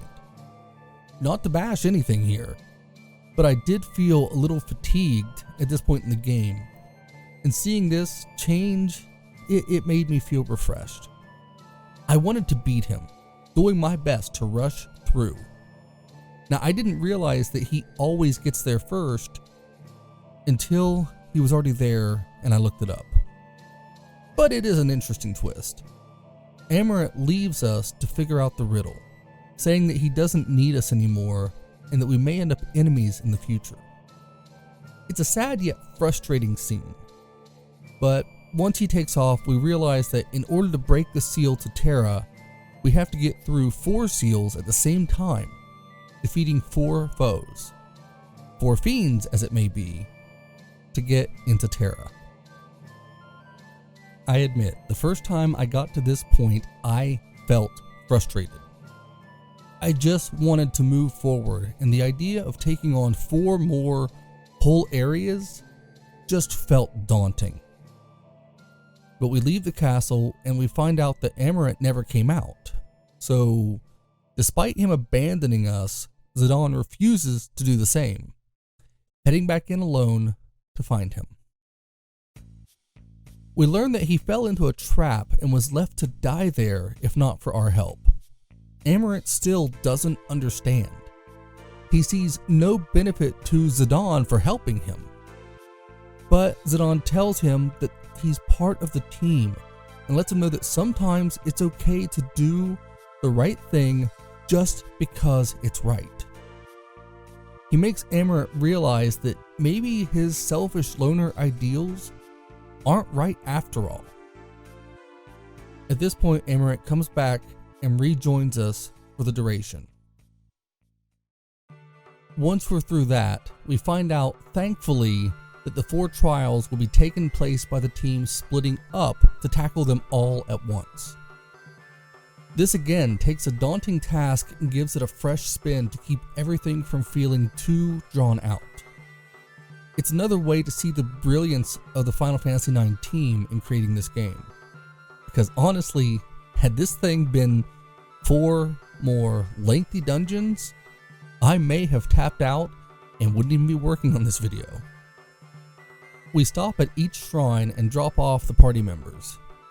Dagger and Eco to the water shrine, which could be a real glass cannon team. And from there we move on to the fire shrine, dropping off Freya and Amaranth. This one always seemed a bit weird to me, but would definitely be a powerhouse combination if they can get along. After they drop down, we go to the wind shrine, sending Vivi with Steiner, which this is probably the most powerful combination, as their combat mechanics actually work together to make Steiner an absolute wrecking machine. And that leaves us with Quina. Oh boy. Quina is so excited to be with us, and it made me feel guilty for my lack of enthusiasm. But as Quina says here, leftovers good. So we move forward through the shrines, each party giving us glimpses of their experience in one of the most cinematic experiences that the game has outside of the obvious cutscenes. Each location has a place to put a mirror for it, and this triggers boss battles with the guardians of each area. These battles are intense largely because we only have 2 members for each battle, but it gives us a refreshing taste of combat with these battles, taking on the Guardians of Terra. The party get to show their growth here as well as we take out the Guardians before eventually regrouping. But now, the passage is opened and we have to confront Kuja.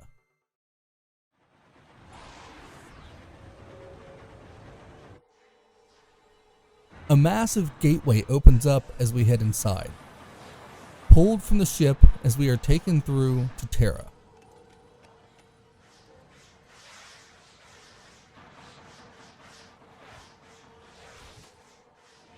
It's absolutely stunning to see this play out before everything goes white, and we wake up, split up in Terra.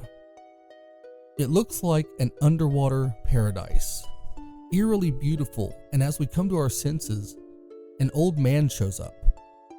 It's Garland, and he is playing mind games with Zidane. We meet up with Dagger and go find the others, and here we meet the denizens of Terra, and they all look just like Zidane.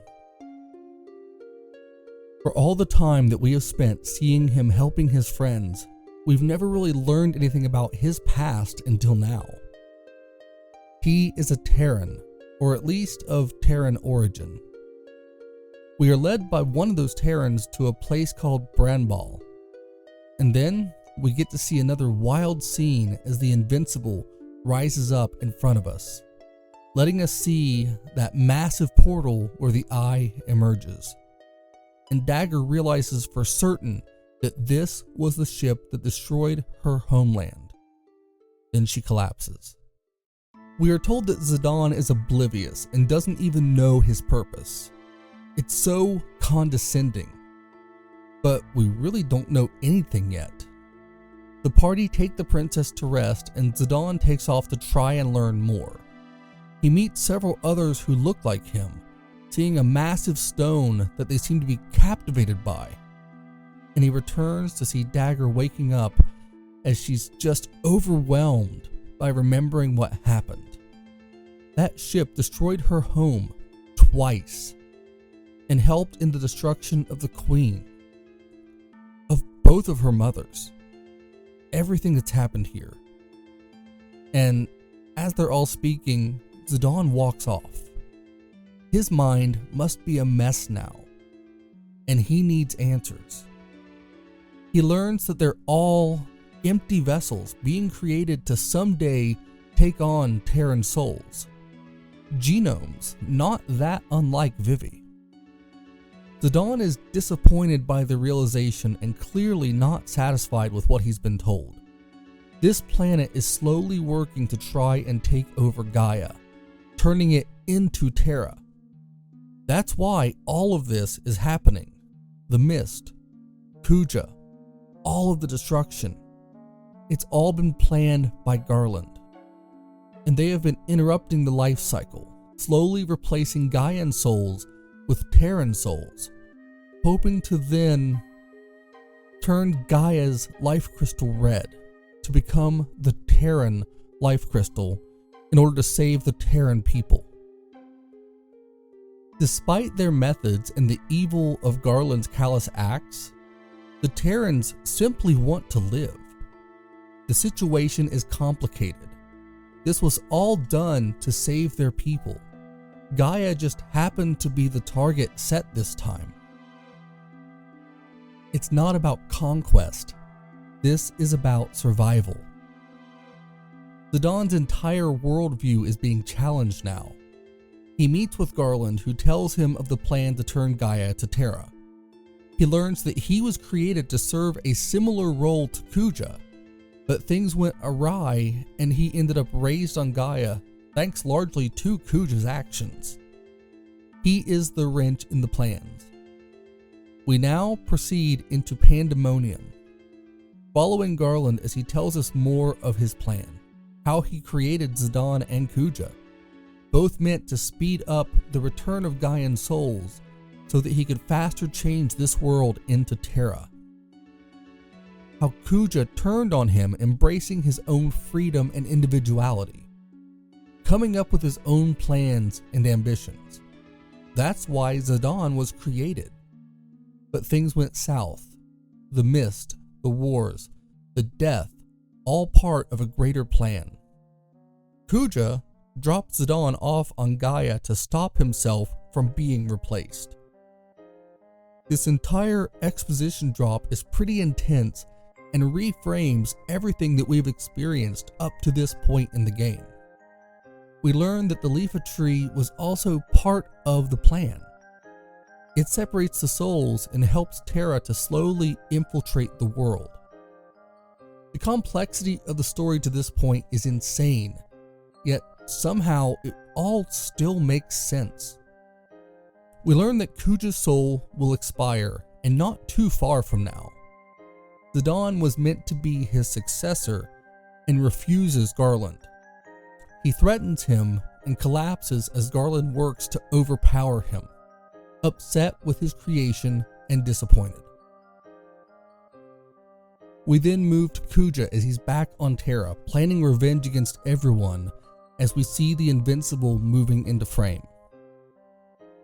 Next, we come to see Ziddane on a throne as the others are calling out to him.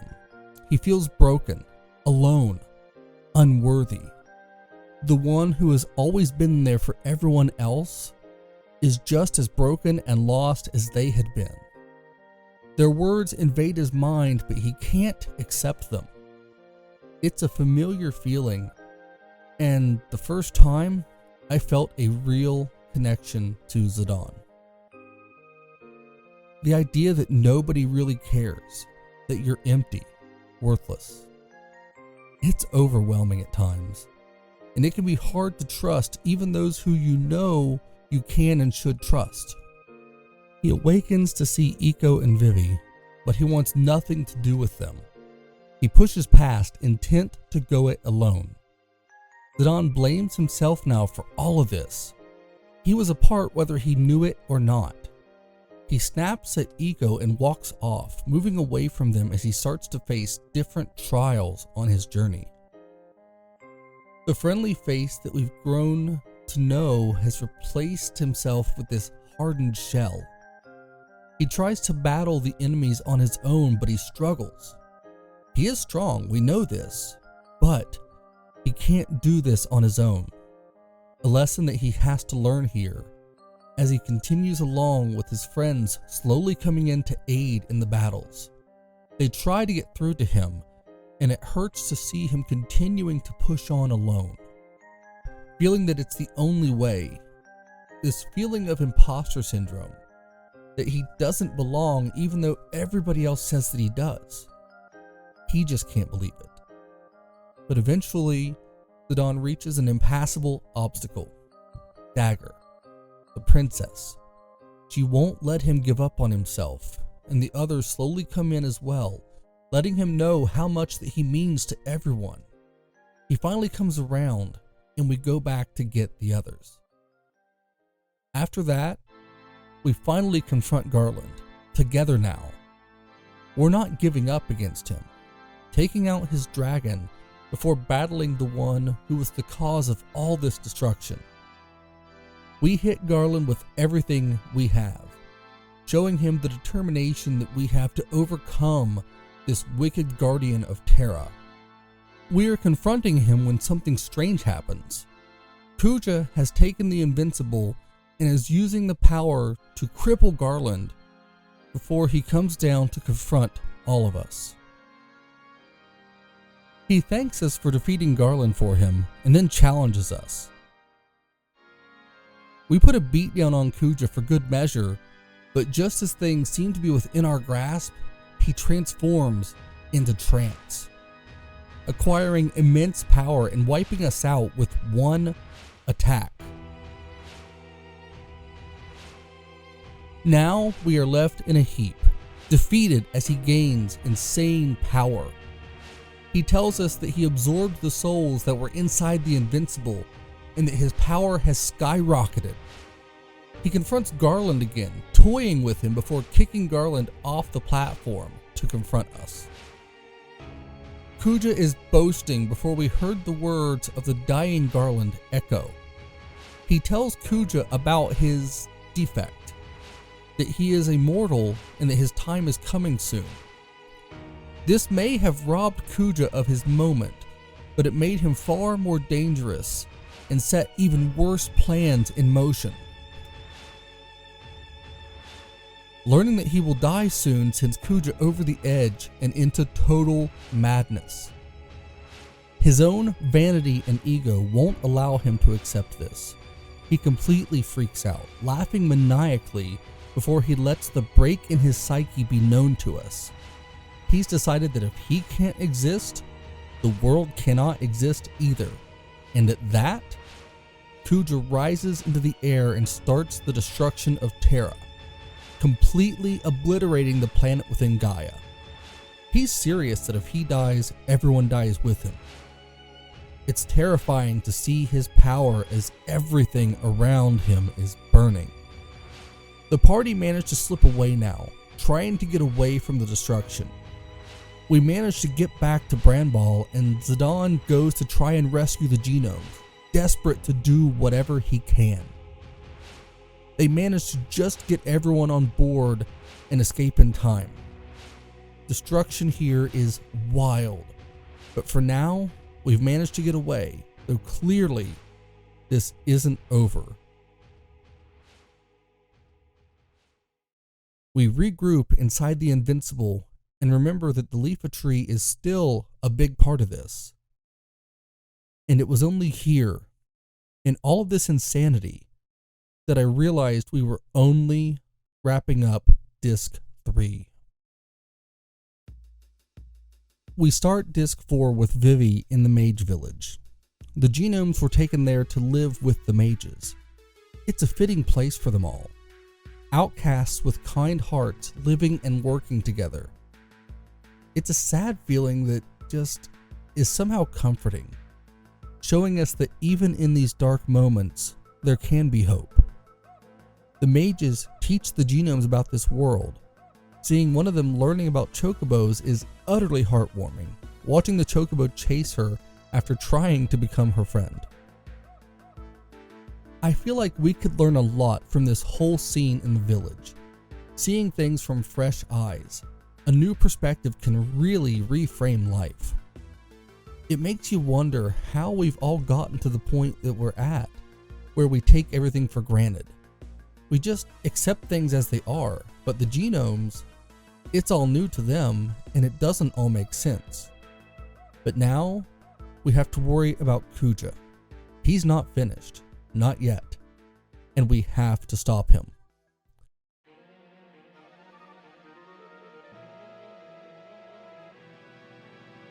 This is where we reach the final challenge.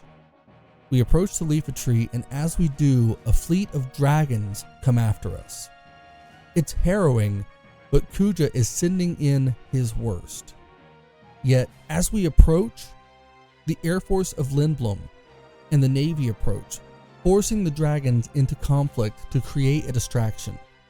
This world isn't going to give up without a fight. Sid working to clear the path for the party. This scene had me so fired up. The feeling of everyone coming together to stop a great evil, to fight for something bigger than themselves. It's inspiring, and as exhausted as I was at this point, and even in writing the script, going through this, I feel invigorated. The Invincible pushes through, using the ship that had caused so much pain as a means to save the world. We emerge in a strange location, a massive castle, a city, a world that shouldn't exist, a world crafted from memories. Memoria. This place can have some changes based on your party from what I've been told, but I've not tried to test this theory. The world here is captivating. As we travel, we can see Alexandria's castle's destruction again in a flashback, but Quina, who wasn't there, sees nothing, just to show that this is all a world crafted from our own memories. On the way through here, I ran into one of the game's 2 super bosses, and since I didn't see the other, sorry, but I won't be covering something that I didn't encounter. Yet here, I refused to back down to the mysterious voice and ended up in a battle with Hades. This guy was daunting, and it took a lot of struggle to come to terms with, but after a hard battle, we were able to take him down, and it felt great. After this, I felt ready for anything. We get more memories, not all our own, but it's wild to see some of the history of the world here. This place consisting of every memory, showing us the connection that we all have in this world to the origin, to creation. We then see the birth of Gaia, learning that Garland was created by the Terrans to oversee their survival. And we push forward, heading deeper into Memoria. In this land, we had to take on the 4 fiends again, another test of all that we have learned and worked for. And after taking on Lich, we move forward into the unknown for a final showdown, walking along a winding, invisible path towards Kuja. At the center of everything, we find Kuja blocking the crystal. He plans to destroy everything, all because of his own ego and madness. We have no choice. We stand up to Kuja. This is a hard battle as he sends enemies out in his stead before we finally get the chance to battle the trance-powered egomaniac. And despite his best efforts, we will not surrender. We can't. And we defeat Kuja for the final time.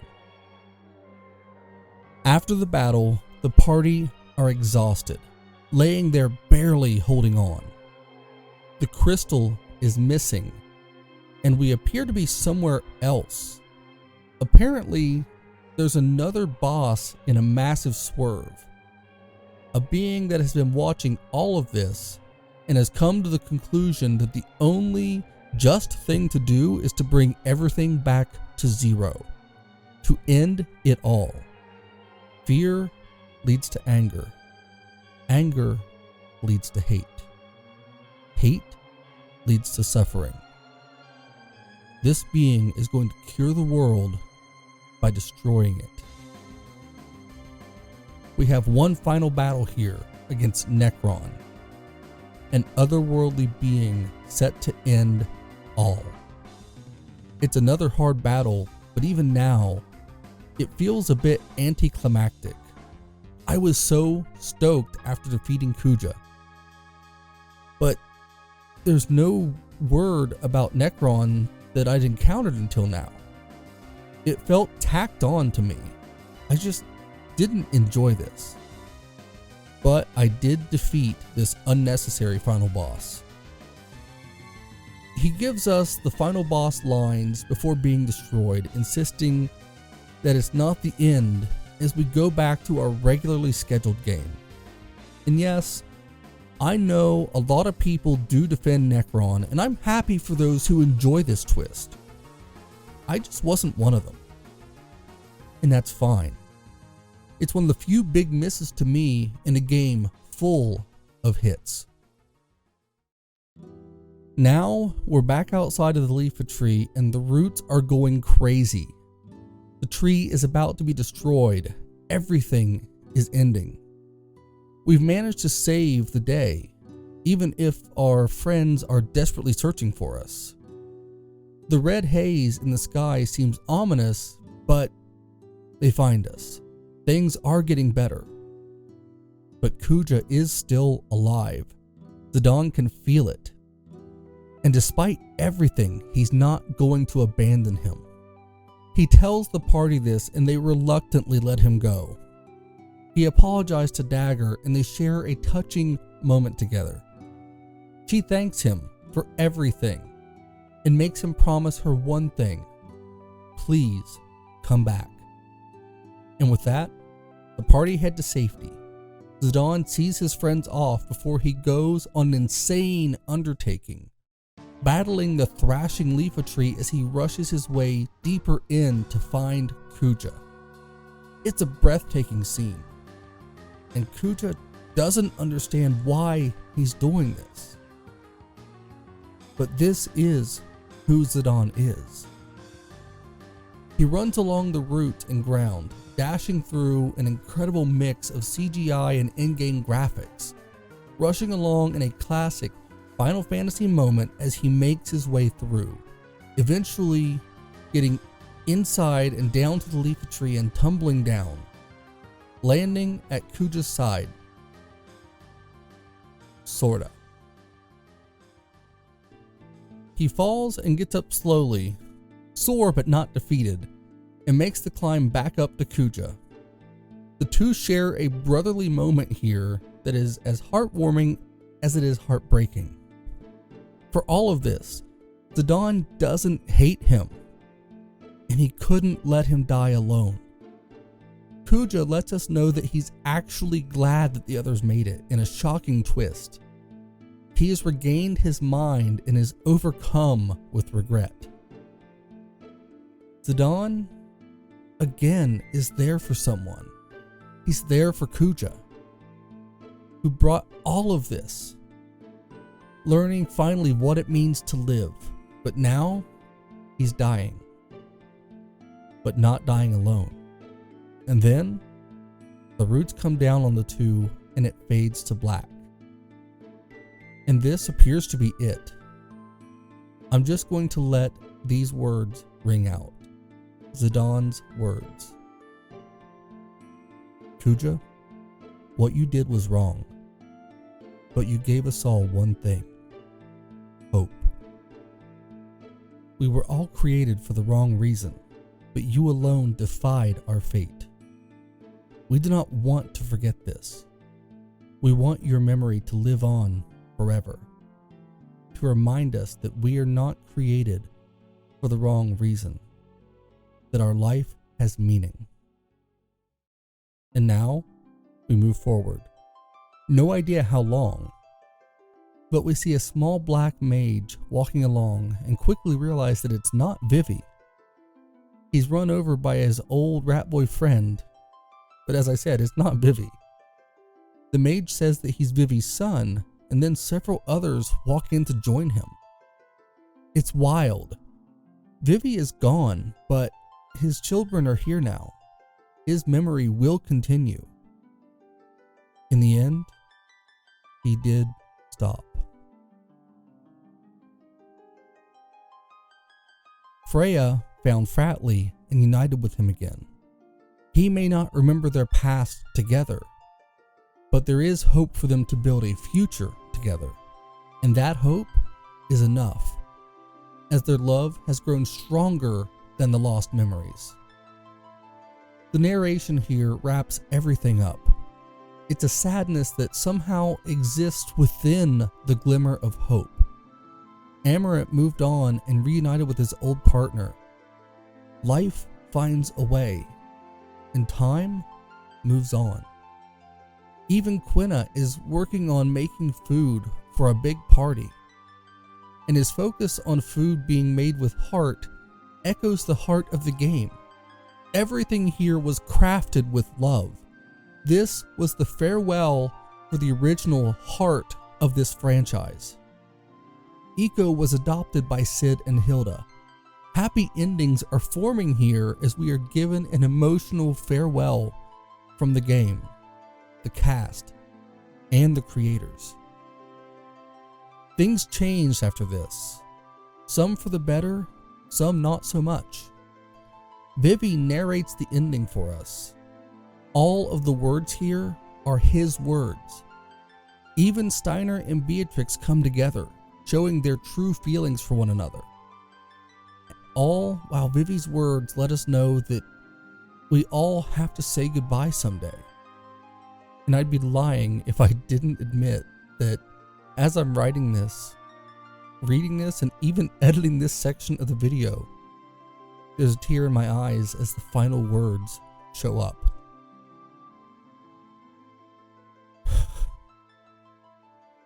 We then cut to Princess Garnet. She's come full circle and her kingdom has been rebuilt. Now they are preparing to watch another Tantalus production of I Want to Be Your Canary. The game has gone full circle as the crowd begin to cheer. The play is opened by Baku again as he introduces us to the story. A story that means so much to the princess, and by now, to us. We then jump to Cornelia and Marcus coming together in the climax of the play, discussing their love for one another. We are near the point where the play went off the rails before, but now we get to see the scene as Marcus makes a promise. And then the scene takes us into the final climax of the game. Marcus gives a monologue before pulling off his cloak to show everyone that it's Zidane. He made it, and he is here for his love. The princess rushes down, the others showing their approval as she plows through the crowd, hope welling up. She feared this moment was never coming, but now, here it was. She makes her way to the ship and the two embrace. It's in this moment that we see the two finally able to be together, as everyone celebrates. It could be considered cheesy, but this story is Final Fantasy at its very heart. How did you survive? I didn't have a choice. I had to live. I wanted to come home to you. So I sang your song. Our song. And that's it. The world of Final Fantasy changed forever after this. The 9th entry was the swan song for everything that had come before it. A final farewell from the creator of the series. Yes, more games would come. The series has reached new heights and has also fallen into deep lows. But it continues, though it's never been quite the same. Final Fantasy IX was a proper send-off for the original vision of the franchise. It paid homage to everything before it, and while it's still not my favorite Final Fantasy, I have a newfound appreciation for it, for what this game did, for what it represents. Time waits for no one. Everything changes. Everything. But this game took its time. Precious time. And told a story for the ages. And it's time that I'm happy to have spent with it. Even in writing this script, I was getting so frustrated at certain points because I didn't want to take so long on a single video. And during the making of this video, my life took some drastic turns. I left my job at Walmart after 5 years and started a new job that I'm still new enough in to be excited about. During the voice recording, my wife became ill and spent Thanksgiving in the hospital. I got sick and lost my voice. It's been a rough road. And while I know nobody really cares about that, I'm including it here to remind myself so I don't forget, because our memories matter. Even the smallest ones are important. If you're still watching this, again, from the bottom of my heart, I thank you. The idea that people would spend their time listening to me blather about these games that I love still baffles me. And I promise you, I will never take this for granted. I'll never let this become something I don't cherish. As I write this, I don't even know what my next project's going to be. But I'm excited for the future, because no matter what's going on in your life now, the future will always represent one thing: hope. I believe that, and I hope that you do too. I've been the Unhinged Gamer, and I thank you for watching my Final Fantasy IX retrospective. I'll see you in the next one.